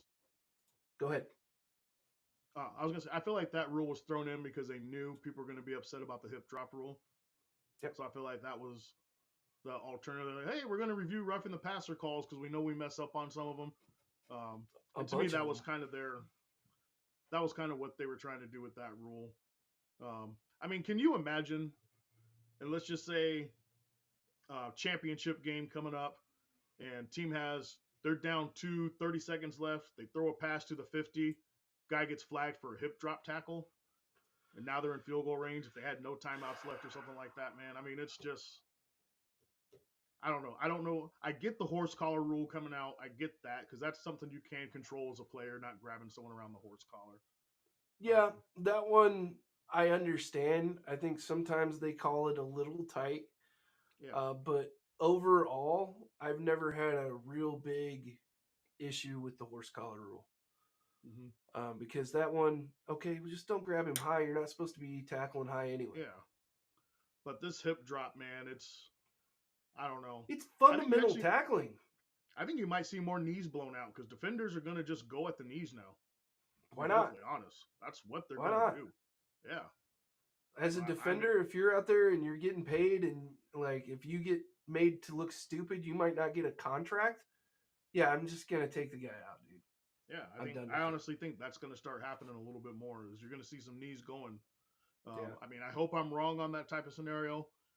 I don't like the rule because it's a judgment call, like a pass interference call is a judgment call by a referee sometimes, and I don't like that Almost we're making always a this a judgment judgment call. call. Yes, and I don't like how we're making this a judgment call by the ref. I Well, let's mean, talk about how some of these judgment calls mhm. because I'll tell you the truth. Like, I was in a bar here in Omaha, like maybe 2 weeks ago, and I literally got yelled at for being a Chiefs fan For because the holding? game is rigged, right? And it's by some lady, like, God bless her heart. She doesn't know what she's talking about, right? She wanted to talk about holding calls. And let's talk about holding for a moment. There is a paragraph and a half about holding in the NFL rulebook, And not a lot of people know this. Maybe some of the guys in here know it. Maybe you know it. But there's a rip exception. You Yeah. can literally hold if a guy pulls a rip on you. And they're not going to call it, and they shouldn't call it by rule. Does any of the fans know that? No, because the NFL does a terrible job of educating their fans. Yep. And I mean, I've seen it to where they said if there's a hold on the opposite side of the field of the play, they're not going to call it. Not going to call it. Or Didn't they're not affect the supposed to play. call it. Or yeah, if it doesn't affect the play, they're not going to call those type of things. So holding could be called on every single play if you really wanted to call holding on every single play. Every single play. It could probably be called most plays. And if we really tightened up on holding calls, what would happen is we wouldn't get anywhere near as good at blocking as we get. And then you would see a whole bunch of 0-0 football games. I mean, we could go back to the blocking where it's like this, where they got their arms up like this. Flag football style? Yeah, that's how you have to block a defender. Can't get the hands out anymore or anything like that. Yeah.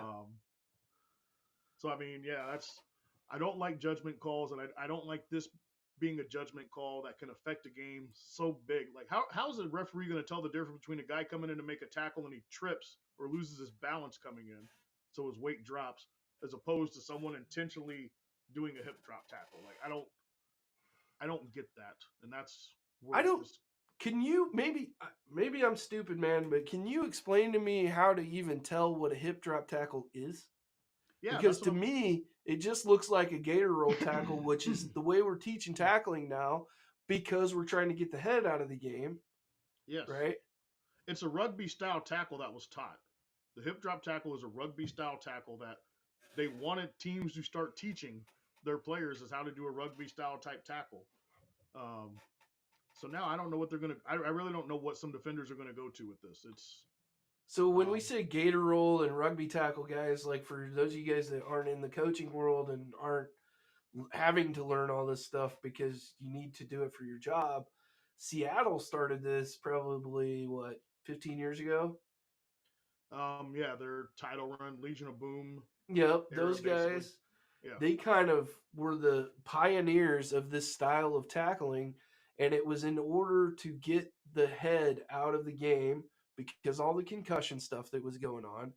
And Pete Carroll and his crew came up with this tackling style of, we used to teach if you're coming at an angle tackle, you put your head out in front of them and you get down there. Now you teach to get the head behind them, you wrap down around the legs, and you roll like a gator. So that's where the gator roll terminology comes in. The rugby tackling is also rugby style tackling is where it came from.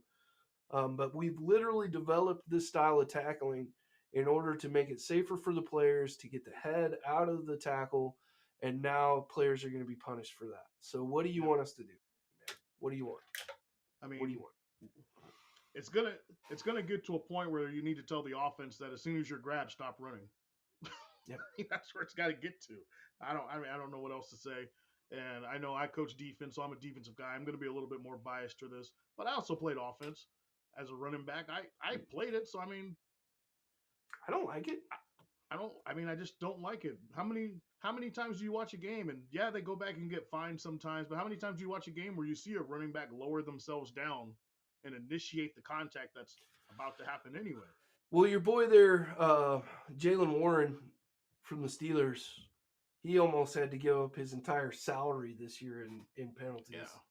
There were some I saw that he did that I didn't even agree with. I didn't agree with most of his. We're just out here finding players for craziness, dude. Like, I don't, and then like the fines should be scaled too to the player's salary, because he was getting hit with some heavy fines, and the dude is on a minimum contract. Yeah, you would think they'd scale it to a percentage of what the salary is, some kind of breakdown that way, but yeah, percentage. It should be a percentage. Yeah, because you hit one of okay, go hit Chris Jones with a $50,000 fine, see if he gives a shit. Yeah. Right? But you hit Jaylen Warren with a $50,000 fine, that's his paycheck for the game. That's his whole paycheck. Yeah, that's his paycheck for the game. Right. In some cases. Right. So I mean, but yeah, I'm fired up about it, man. I'm fired up about it. I feel bad for the defenders. um, in this scenario. I'm with JJ Watt. I'm with a lot of players that have spoken out about this, about what do you want defenders to do, and why is the safety always falling on the defensive side of the Yeah.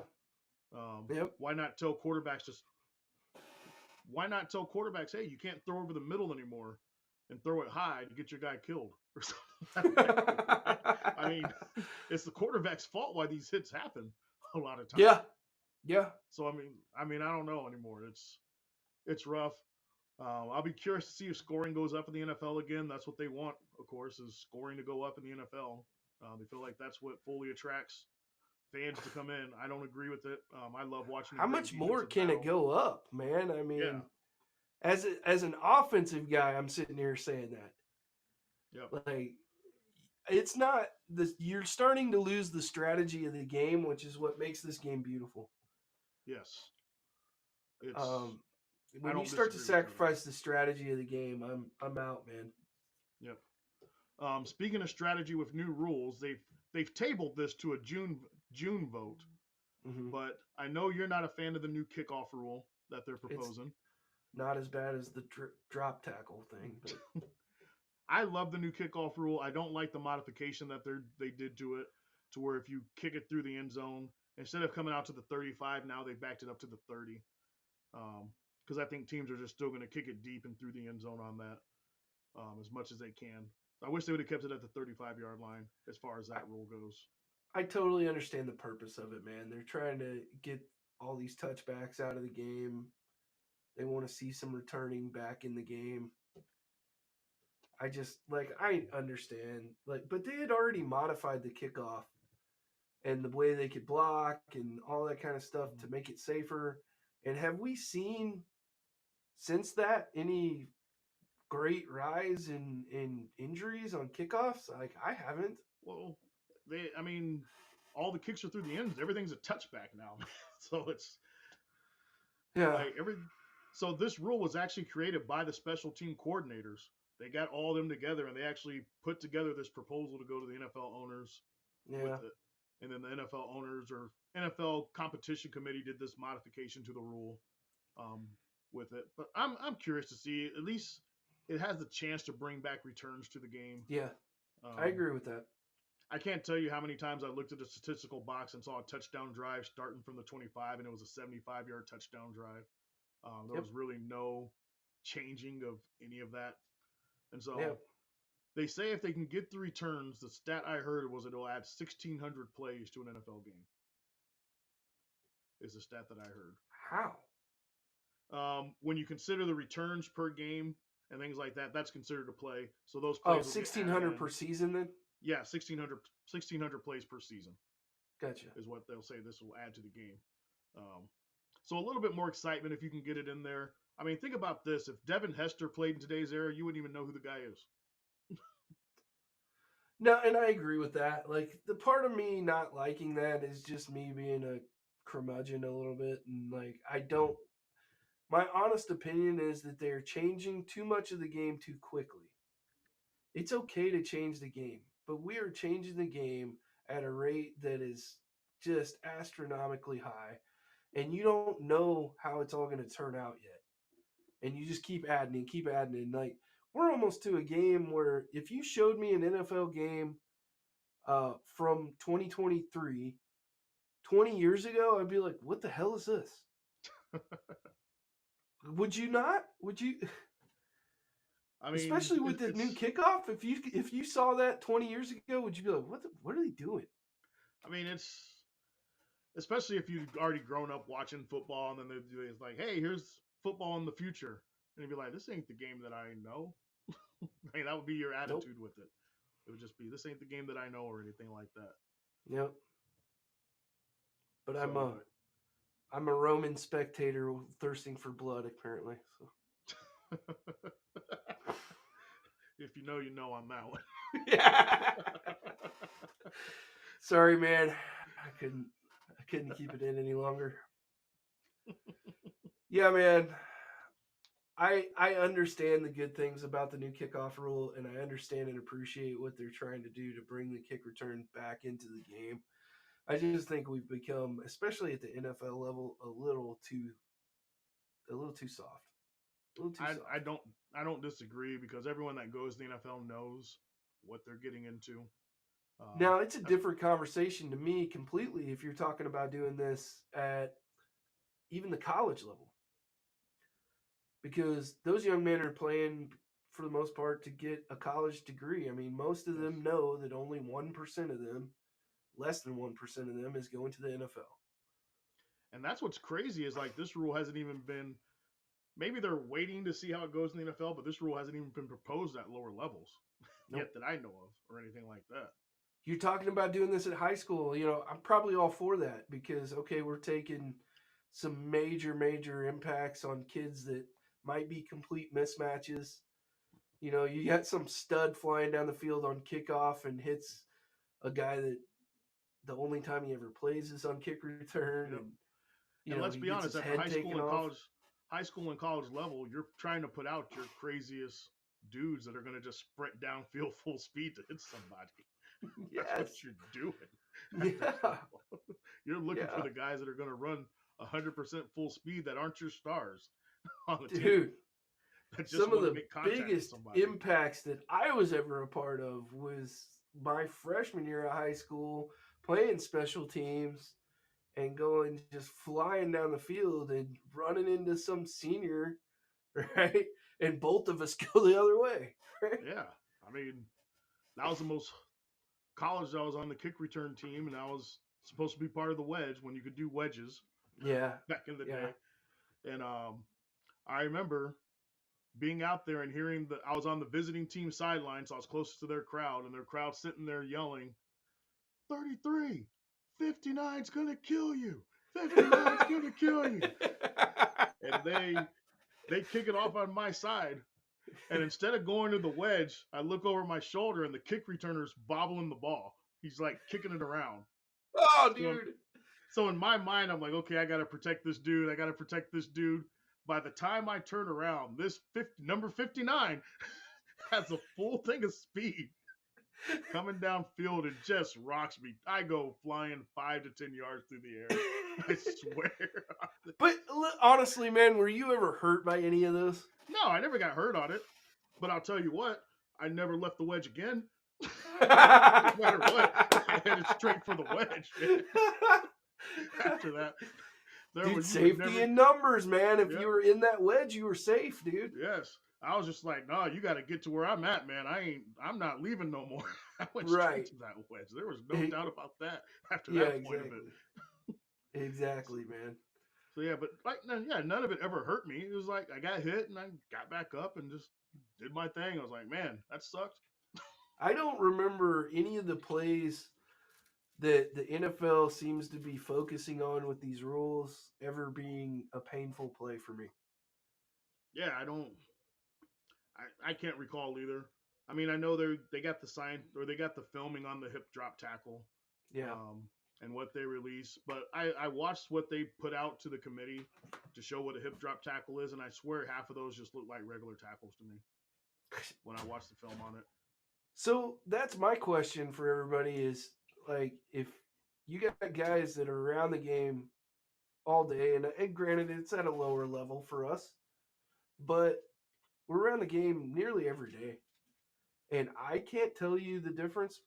That's a problem, man. Yeah. Because you're going to have an average fan. No offense to them, I'm not trying to insult them, but they watch football once a week for 20 weeks during the season, and they're supposed to know they're going to be yelling and screaming that everything's a drop hip tackle. Yeah. And what sucks is it's going to be emphasized, so it's going to get called so much this season because it's going to be a referee emphasized type thing, and you're going to see it. You're going to see a quarterback get sacked, and they're going to throw a flag for a hip drop tackle. I mean, it's going to happen. Yep. Because sacking a quarterback's almost nearly impossible now. Because if you run into Josh Allen, you've got to put your weight behind that, trying to get that dude to the ground. And if you just wrap him up and just try to hold him, he's going to sit there and throw the ball 20 yards downfield still. So quarterbacks is an excellent example. So let's say just for a moment that the quarterback's still in the pocket. now as a defensive end coming around, you're coming around that corner and you're leaning and you're seeing and you're taking your aiming point and you see that quarterback standing there and you now know that you have to be above the knees, Yep. below the shoulders, Correct. right? And now I can't wrap around the waist and drop his hips. So where do I hit him? The only place I can hit him now is the thighs. Don't forget, you can't wrap him and drive him into the ground. You can't do put that your either. weight on him. No, you can't. You do that can't either. bring him up and bring him back down hard. No. It's Dude, basically you got to get up and just hug him and I'm just gonna tell you blow the something. whistle. I had quite a few sacks in high school. I don't remember the number anymore off the top of my head, but I guarantee you every single one of my sacks was illegal. Every single Nowadays one it of would them. be. Yeah, nowadays probably so. Yeah, But it's because a it's crazy either too time as far as low or too violent, or like I loved that grabbing him by the waist and spinning him, because that was the only way to make sure that he didn't have time to throw the ball. Yep. Right. But yeah, some of these new rules are gonna. We'll see. Maybe it won't be as bad as what we think it is. Maybe players will adjust fast. I mean, players adjusted quicker than I thought with the tackling rules, leading with the head and stuff like that. They adjusted quicker than I thought they would. Yeah. And they're professionals with that, so maybe they will make this adjustment as well. And I mean, let's be honest, that one was a good rule. I mean, we don't need to be leading with our head in there. I mean, that's just bad technique anyway. Yeah, that's horrible technique. So just to be clear for everybody, like I'm not for, complete and utter uncontrolled violence out there. I want people to be safe. And when a rule makes sense, it makes sense. But I don't see this one making a lot of sense. No, not. I just with being a judgment call, like a horse collar, you can clearly see. A face mask, you can completely see. Targeting, for the most part, you can completely see. There's another great rule that you just brought up, man, is when they changed it. Remember, there used to be an incidental face mask and a 15-yard face mask. When they changed it to 15, there's nothing wrong with that rule. That was a good rule. No, nothing wrong with that. Good rule. But now, and those are things you can clearly see happen on the field. This one is going to be just by the judgment of what if the referee that's standing there thinks it's a good tackle, but a referee far away is like, oh, that was a hip drop. They're going to go have a 5-minute conversation about it. Yes. That we're going to have to listen to Gene Steratore explain why it's, well, this is what we're trying to eliminate from the game, guys. Yep. And so, yeah, it's going to be a confusing rule. I'm waiting for when it costs somebody a game or two or something like that. It's going to happen. It's going to cost somebody a game. It's going to cost somebody a game. Cost somebody a game and some money. Some players some money, definitely. Yep, which is what I'm against. I hate that it's going to cost people money. These penalties, some of these penalties like this should not also include a fine. It's just a penalty. Especially if it's not called during the game. Right. I don't feel like a committee should go back and watch and be like, oh, no, that was an illegal hit. That's an illegal hit. We're fining that player. Especially if they weren't penalized during the game for it. Yeah, some of these, as far as I'm concerned, like, it's just a penalty. Stop sending out fines. It's fine. It's okay. We penalized them. If he's a repeat offender, okay, maybe, and it's a safety issue, okay, maybe now talk about a fine. Yeah. But sending out these fines, oh, you got penalized. Oh, here's also we're going to hit your paycheck. I don't like that. No, I don't like that either. One single bit with that. But we've been grumpy old men long enough, man. Let's talk some WWE. All right, man. We got 2 weeks till WrestleMania Philadelphia. Coming up, man. I'm excited. I don't know how you're feeling about it. I'm excited about a lot of things that are going to be happening at this WrestleMania event. I'm coming to your house to watch it. I ain't paying for that. Yeah. You don't have Peacock? It's on Peacock? Yeah, it's Peacock. No, I canceled Peacock after they pulled their little crap with the Chiefs game in Miami. I said, nope. Yeah, it's on Peacock, man. Well, if it's on Peacock, I can afford that. Yeah, it's going to be a 2-night event. Main event of night 1 is the tag team match, Roman Reigns and The Rock versus Rollins and Cody Rhodes. And then night 2, of course, is going to be the main event between Roman and Cody. I'm looking forward to it. Curious on what they'll fully do with this main event, but it's going to be an exciting thing. I think we talked about next week. We're going to probably try to do an exclusive WWE show because after next week, it's one that WrestleMania follows that weekend coming up, if I remember right. Yeah, I want to try to fit 2 shows in next week. Hopefully, Okay. if we can fit that into the schedule. We've missed a week here or two, Yeah. here and there, so fitting in 2 in 1 week, I think we can make it happen. Yeah, but I'm big on WWE. I'm still really watching the episodes, still really watching the show. So if you have any questions you want me to answer or Joe to answer on WWE, you definitely want to chime in, comment in on anything that we're going to be talking about WWE. I know we're going to put together some Mount Rushmores. You got a buddy that wants to come in and Yeah. comment and have some conversations and everything like that. Oh Lord, between the two of you, man, you're like, oh, you got to get back into it. You know, I am. I told you it's actually. I don't know if I've mentioned it on the show or whatever, but I actually went out and bought the WWE video game Yeah. to try to get myself accustomed to all the different superstars and who they are and it actually worked, man. It was a well conceived idea because they had a really good storyline and everything, and I got familiar with kind of at least who the characters are and how they act and stuff like that. So I've also been watching some YouTube stuff, catching up, and I'm now getting that in my algorithm where I get stuff that pops up and shows me like the promos and stuff like that. So I'm getting back into it, man. I'm kind of feeling my way through whether I really like Roman Reigns or I hate him. I think I like him. Um, You think you like him? I think I like Roman Reigns, man. I think I like Roman Reigns, and I didn't know about his whole ordeal with cancer. Oh yeah, he had leukemia, I believe is what he had, Yeah, and he actually had to take some time off. Roman Reigns has been a very long going saga with WWE. yeah. Um, you weren't watching at the time, but there was a time when Roman Reigns won WrestleMania and got booed in Philadelphia. This is in Philadelphia where WrestleMania is going to be. He run the Royal Rumble to where that meant he get the next title shot, and he got booed because the crowd wanted Daniel Bryan to win. And what WWE screwed up on was they eliminated Daniel Bryan way early in the match, so everyone knew what the final was going to be. They knew Oh, how it was okay. going to finish up. So Gotcha. he gets booed.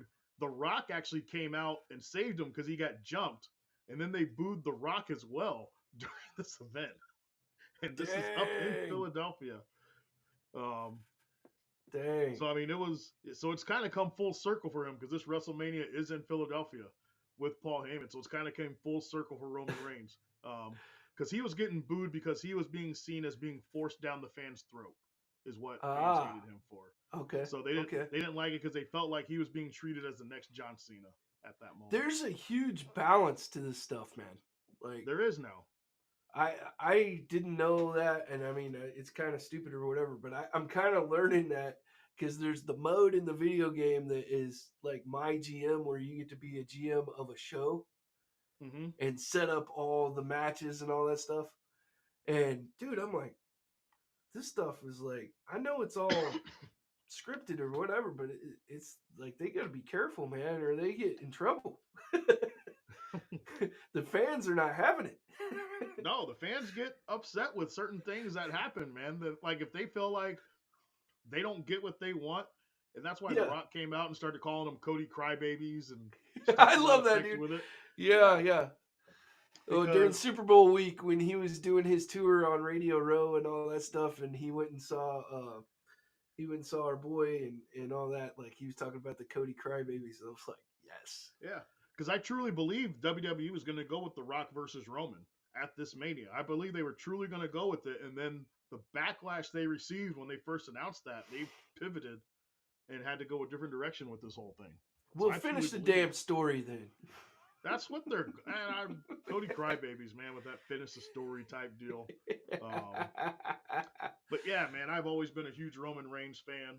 Um, even when he came back from leukemia, he first won that title, man. I'm telling you, when I was at WrestleMania in Cowboy Stadium when they did that one, I'm in the middle of a bunch of Brock Lesnar fans because they're rooting for Brock Lesnar to beat I Roman love Reigns. Brock Lesnar. When Roman pinned him, man, my wife could tell you I was the only person in that section rooting for Roman Reigns, and I stood up with my hands up, cheering my butt off for that. Just didn't even care, man. going nuts on that, man. People left so upset and so angry that Roman won that title that night. That's Oh, it was awesome, a man. good time, man. It was such a good time, man. So My son, something that's new for me coming back to wrestling. Um, it's been a long, long time, and the world has changed literally since yes, I stopped watching wrestling. So, back when I was watching wrestling, it was always a known thing that it was scripted and they came up with these stories and everything. But there was no social media, there was no YouTube, there was no podcast, there was none of all this access to all these people. And so now, like, you'll see guys like The Rock get on a podcast and he'll get asked questions literally about, like, was that what do they call it? Is it a shoot. yeah, right. Yeah, yep. And I'm like, they're gonna just ask him that? Like, that's kind of effed up. Like, Yeah, like I mean it's known. There's yeah, no point in trying to hide it anymore. Um I mean it's known. And people that try to hate on WWE and say, "Oh, it's all fake and this that and this." 95% of the stuff you are watching on TV is fake and scripted, people. Just want you guys all to know that. 95% of the stuff you're watching on TV is well, if you're scripted. yeah, if you're a reality TV fan, I'm sorry, that's all scripted. Yeah, I mean everything. The only thing that's not scripted technically on TV is pretty much sports. That's pretty Yep, much the only thing that's not scripted. And people are correct. starting to have conspiracies about that as well. Oh That's all Lord. scripted out, man. Not Oh to my get you God. back on your tangent with that, Yeah, but let's not. I'm I just don't want to I'm talk just about saying, it. people are watching these shows and they are scripted. Um, so yes, it's entertainment, and I love watching this entertainment standpoint. And every now and then, yes, they tell really good stories that they will surprise me on occasion with a story or two that they're telling. I was surprised Roman beat Cody Rhodes last year. That shocked the heck out of me at the Hmm. WrestleMania. I expected Cody to win the belt right then and there. I thought that's the whole reason why he came back was to win the belt right then and there, and he didn't do it. So I was shocked on that standpoint. So one of the things that I think is really cool that people maybe don't give wrestling enough credit for is what they're doing is extremely athletic, Yes. and all the stuff they're doing, yeah, it's scripted or it's choreographed or whatever, but like those guys are playing off of each other. It's not like they rehearse that match. Like they go out there and they talk to each other. They kind of know Right. what's supposed to happen. They're all playing off of each other. They do crazy athletic movements and they're protecting each other at the same time, which is Yes. crazy.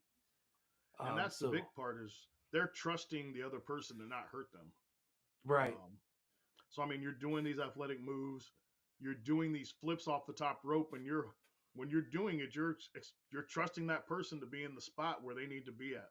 right, One of the most crazy spots in the world that you wouldn't believe, Logan Paul. He's in yeah, there wrestling, and Rey Mysterio does a flip off the rope. Logan Paul is too far away and actually runs underneath him and catches him, so he doesn't injure himself. good move, And then man. he like lifts him up and finishes off the move and everything else. But I mean, that's the type of stuff that they're doing. Like wrestlers who um, see Logan Paul come in, he's a part timer, but I'm telling you, man, Logan Paul in the ring is magnificent. I sent you that one match of him and versus Roman Reigns, Yeah, um, that one time on TikTok. I mean, mm-hmm. the stuff that they do, the stuff that they entrust each other to do. And yeah, you're going to have your dud matches where people just don't have chemistry or they're messing up some moves from time to time. It's going to happen because this is live. And like you said, it's unscripted, unpracticed, unrehearsed. And a lot of the moves that they're doing is just communicated at that moment. They'll talk pre-match about some of the stuff that they're going to do. Um, but a Yeah, the lot of way it, I for the most understand part, it, correct me if I'm wrong. The way I understand it is, um, they'll kind of give them a result of the match, and they might say, "Hey, today we want." I'm just going to use old guys because I know them. Undertaker's going to win with the tombstone, mm-hmm. and that's kind of all they got, right? And we want you to win 12 minutes into the match or whatever, right? Yeah, the That's match has got a that's kind of time. how that goes. Yep, they kind of know how much time they got for their matches. Um, I mean, I'm not there, so I can't fully say exactly what they practice ahead of time. Um, but like the people going into WrestleMania, they want to make sure that's going to be a spectacular match because they know that's going to be the most eyes watching. So Yeah, I could pretty much tell you Roman and Cody have been communicating about what they're going to be doing in their match because Right. it's so planned out as far as that goes. Now I have seen it, like when Brock Lesnar beat the Undertaker at WrestleMania. That the result of that match wasn't known until about 5 minutes before they went out there, and then they said That's we're going to cool. go with Brock. Yeah. So I mean, That's cool. there's times they do things like that.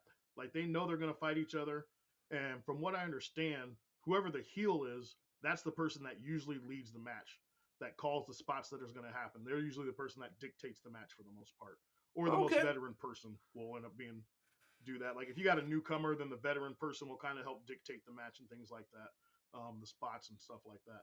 But man, I enjoy it, man. My son Ethan has actually gotten back into wrestling. He started watching some of the storylines, and he's intrigued. He went and bought Wrestle or WWE 2K24. He went and bought the game. Dude, you got to play it with him, man. They did a good job this year. That's what I keep hearing. I keep hearing it's a great game. Um, but yeah, man, I'm excited about WrestleMania coming up, man. We're gonna have to definitely be in the same room watching that event. Yeah, bro. I'm down for it, man.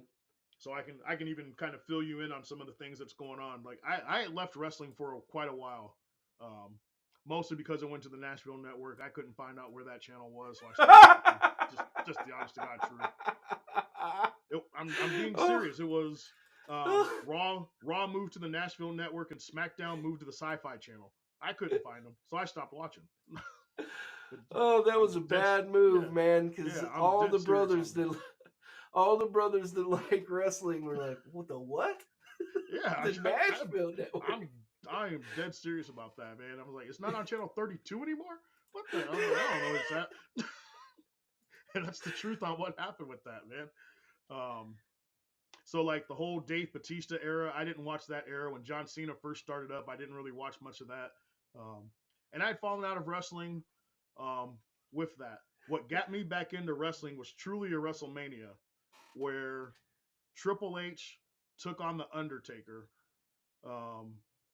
in the steel cage, and Shawn Michaels was the guest referee. That one was the good. match. That's the match that got me back into wrestling completely. And after that, I've been watching ever since then. Yeah, Lemon, you got a young son, man. Like, watch wrestling with him, dude. Like, that little dude will love it. He'll be doing top rope flips off the couch. Now you're probably not going to watch it again.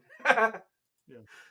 And one of the things I truly love about wrestling, and I know we're going to go more into this when we have our show on wrestling, is the fact that you could be a star and command a room of just people. Yeah. Like, to me, that's just an amazing ability to have everyone either singing your song, doing anything like that, and you can call the people nerds or you call them whatever. I don't care. The fact that these people can come out and just command a room like that is just amazing to me. And it's just people just letting themselves go to enjoy this type of stuff. I mean, bro, so I agree with you, man. I kind of already told you. Heck yeah, man. So Lemming here is one of my very best friends. We served together for a long time, and absolutely love the guy to death. But I got to show him something here. This is my new favorite wrestler. He's going to appreciate this. Gigi Dolan. That's my new favorite wrestler. And Lemming will tell you that is exactly my type of girl. I'm just telling you this now. Gigi's okay. She has a lot of fans. She has a lot of fans. Gigi has a lot of fans. Don't you talk about her like that. Don't you talk about her. I'm not talking bad about her. I'm not talking. She is no Rhea Ripley. She's no Rhea Ripley. People's elbow. She's no Rhea Ripley. People's elbow next time we see each other, man. I'm just telling you. Look up Rhea Ripley. Rhea Ripley? Look up Tiffany Stratton. Oh, I know Tiffany Stratton, yeah. Yeah. And Mandy Rose. Mandy Rose was with Gigi. Look up Mandy Rose. I'm just telling you, she ain't got nothing on these. Gigi's good, man. I'm just saying, Gigi's good. Yeah, but she gives me the trashy vibe, and that's why I like her. Yeah. I'm just telling you, man. There's something about Rhea Ripley, man. She's number one in my book right now. Rhea Ripley is just number one. How do you spell that? Rhea Ripley? R-E or R-H-E-A. Ripley. Oh, She gotcha, goes by gotcha, gotcha. Mommy. She's Mommy. Mommy. Yeah. I'm dead No, serious, man. bro.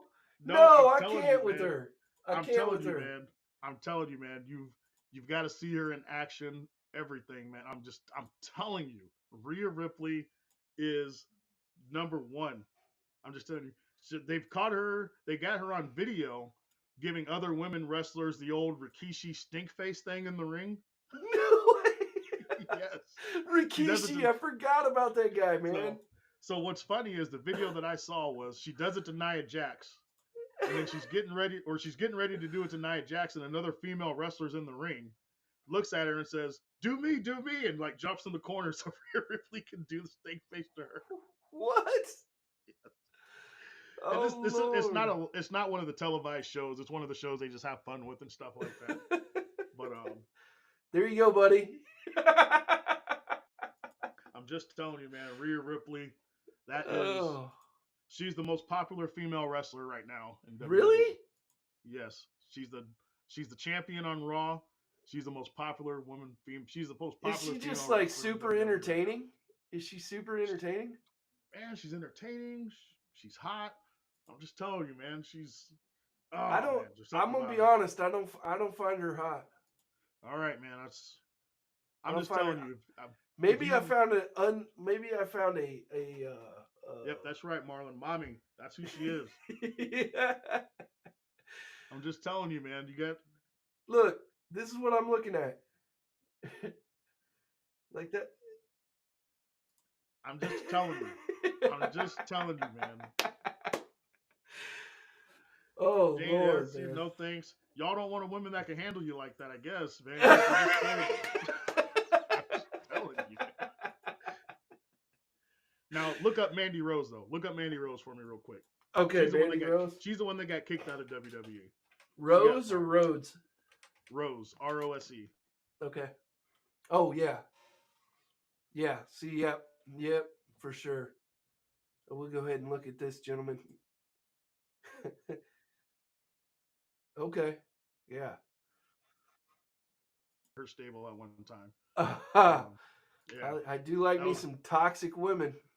Yeah, that's what they were called, toxic attraction. I can't remember who the other girl was off the top of my head that was with them. But, that's great, man. Yeah, I'm just telling you, man. When you watch WrestleMania, you just wait for the pop that Rhea Ripley generates.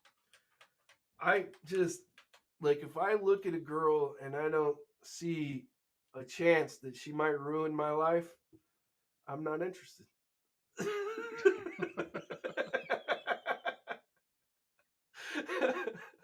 I don't know what that is. That's a problem that I got to get better at, and I'm working on it. Oh yeah, see the toxic attraction. Yeah, all three of them are hot. Yeah, we're gonna take a peek toxic at this. attraction. Yep. Yeah, all three of them are hot. I'm in on them. Ain't no Trish Stratus. Trish Stratus was amazing. Hey, Trish was wrestling a year ago in WWE. Less than a year ago. For serious? Yeah, serious. She was going up against Becky Lynch. Her and Becky Lynch had a little rivalry going. So why did they call Becky Lynch the Man? She took that moniker. So there's a story behind her where basically Charlotte Flair had taken the title reign from her, basically is what the storyline kind of went with. So She was always getting left in the back and got tired of basically Charlotte Flair persona of just calling herself the Man, basically. Like just a tougher persona. It was when Ronda Rousey was in WWE at the time. Because the people up above wanted to see Charlotte Flair versus Ronda Rousey. Well, Becky Lynch was basically took an approach of, I'm tired of being left behind, because she used to run this little Irish lad kicker type gimmick is what her gimmick was. So she basically just toughened herself up, and the crowd just started loving it. She kind of went with almost like a Stone Cold Steve Austin type attitude with it. And that's why she started calling herself the Man. Seth Rollins is her husband, yeah? Yes, they have a kid together. Real life? Yes, real life. Okay, gotcha. Yes. Nice. That's why The Rock has been clowning Seth Rollins, saying, "Man, it sucks that your wife's more popular than you," saying that type of stuff to him. Yeah, I heard. So you're telling me that Becky Lynch is not as popular as the mommy chick? They're probably about even because Becky Lynch was at the highest point at one time where the crowd just loved her, especially after Becky Lynch was supposed to have a title match at one of the events. Oh, hey, our broadcast is ending right now. 3, 2, 1. Hey, bye, guys. Bye, guys.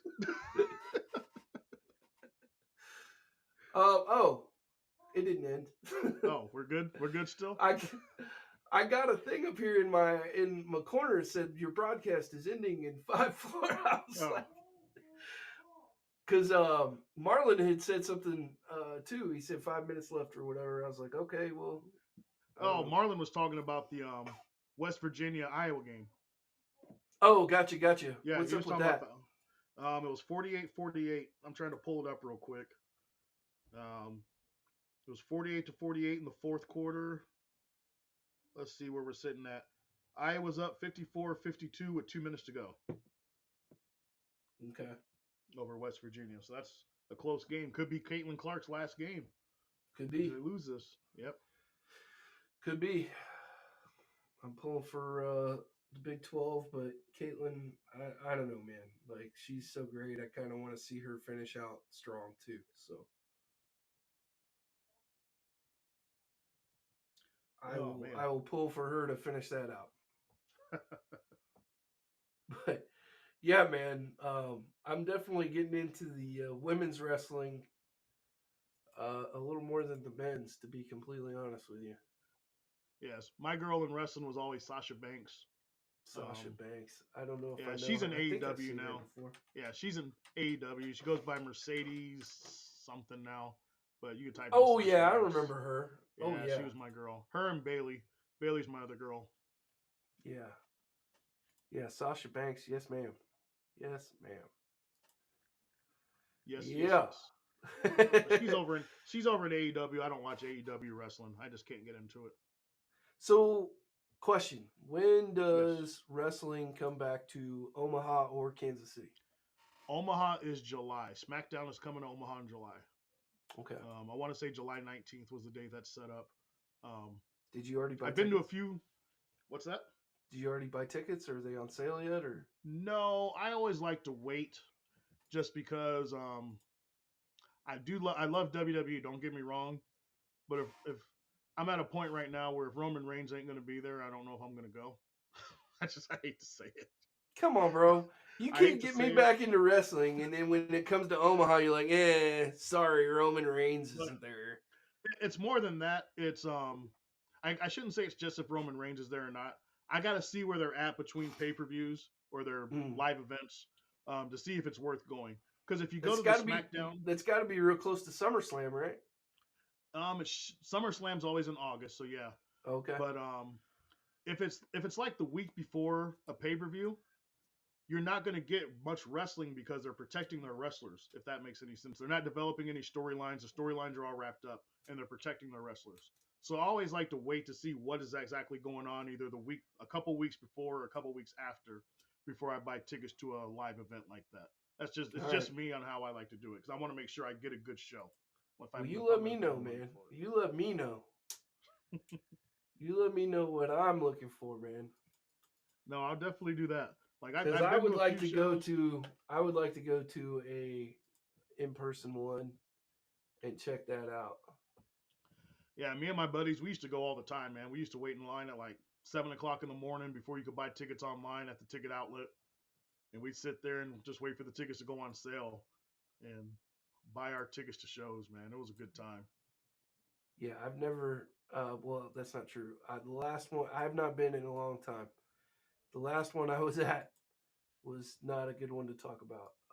That was in Kansas City, and unfortunately, you told me about that one. Yeah. So there was a time when I actually booed The Rock when he was in Omaha one time. It was when he was Rocky Maivia. It was before he was The Rock. Oh, that's way back. Yeah, it was when he was Rocky Maivia. I remember that. That was way back. What was that crew he was running with? No, see, I liked him with the Nation of Domination. I The liked him Nation then. of Domination, dude. I Yeah. liked him with the Nation, but I did not like him when he was Rocky Maivia. Yeah, so that was even before the Nation of Domination. That was before the Nation. Okay. Yep, I Okay. didn't like his character that much then. So I actually booed him, and he lost, and I actually stood up. I was weirding in row 3 or 4, and I actually stood with my hands up after he got pinned. Jeez, man. Yeah. You're killing me on that, dude. Rock Yeah. was always a fan favorite for me, man. Not when he was Maivia. When he joined the Nation, yes. When he joined the Nation, started wearing the silk shirts and all that type of stuff, man. Love the dude, man. Could not get enough of that guy. He's such a great performer, dude, and like he obviously has just transcended wrestling or whatever. But to see, I kind of like that he's coming back. Why do you think he's come back? It's all about money, man. Just making that money. Lost your green screen. Yeah, I saw that. Oh, there you go. Put my baby back. But there. no, you gotta. So the company TKO owns UFC and WWE. The Rock has been put on the board of the TKO. So part of it's to help just make. He says he loves the business. He's always loved the business. When Vince was fully in charge, Vince only had certain people come in and out of the business as well with some things, and I think there was a little bit of a skiff or whatever you want to call it between them a little bit. Now that TKO has it, Vince is no longer involved. Now the Rock's coming back involved, things like that. So I think that has something to do with it. But yeah, I'm glad to see him back in. I hate the fact that I feel like he's going to turn on my boy Roman Reigns in this scenario. Like I hate to. Aren't they? I mean, I know they're not real life family, but in the storyline, they're family. Yeah. Yeah, well, they're real life family. Like, I didn't see. I heard that they weren't actual cousins. They're maybe I'm trying to remember exactly what it is. They're bloodline through marriage, at least somewhere along the whole family tree type situation and things like that.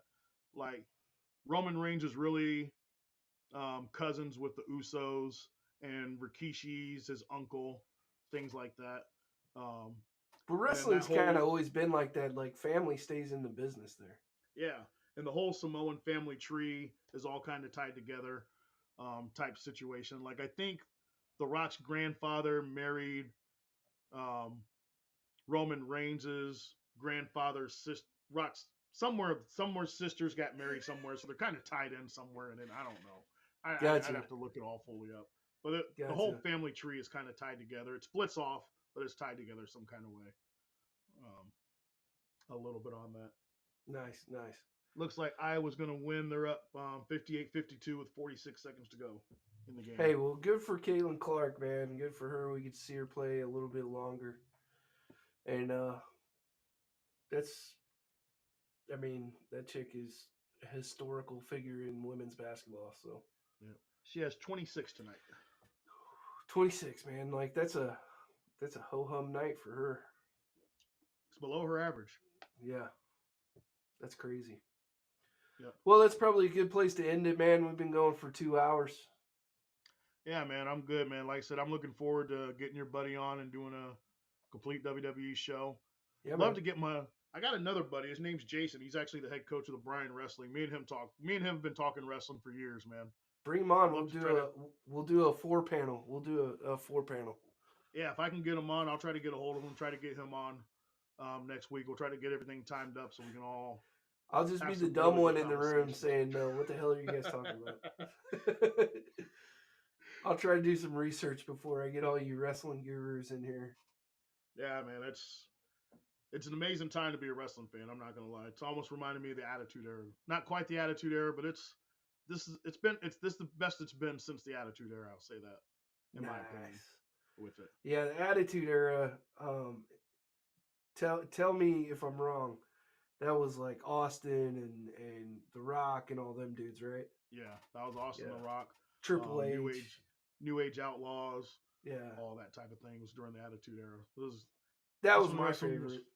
Yeah, that's when wrestling was fun, man. It was a good time. That's when wrestling was fun, for sure. Well, all right, man. It's been a great time talking to you. Thank you, everybody that hung out with us for 2 hours and participated and all that cool stuff. Please give us a like.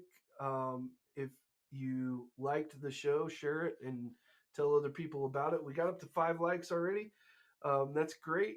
Appreciate everybody. Love everybody.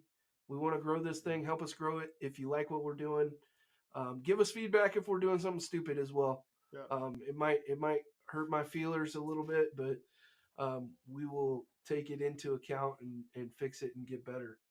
Yep. So Yeah, like, subscribe. We'll be doing, like I said, we're doing the WWE show in the future before the draft. We'll do a mock draft show as yeah, well. yep, So we'll be putting our thoughts out there with that. So yeah, please like, subscribe, do those type of things for us, please. yep. And starting next week, I might start talking a little bit more about. Thank you, James. We appreciate it. Thank you very much Yes. for hanging out with us. I might start talking a little bit more about the draft next week. I might have maybe a couple of already done mock drafts to throw up for certain teams and stuff like So that. yeah, And then definitely you and I sounds can good. do a full on mock draft of the first round together. Yes, Yeah. I'm down for that. Sounds good, man. All right, brother. Thank you so much. A lot of fun doing these. The time always flies by. Yes, So it does. see you Yeah. next time, Hey, man. real quick, good thoughts, good words, good deeds. Put good thoughts out in the world for everybody, please. Take care of each Yep. other. See y'all later.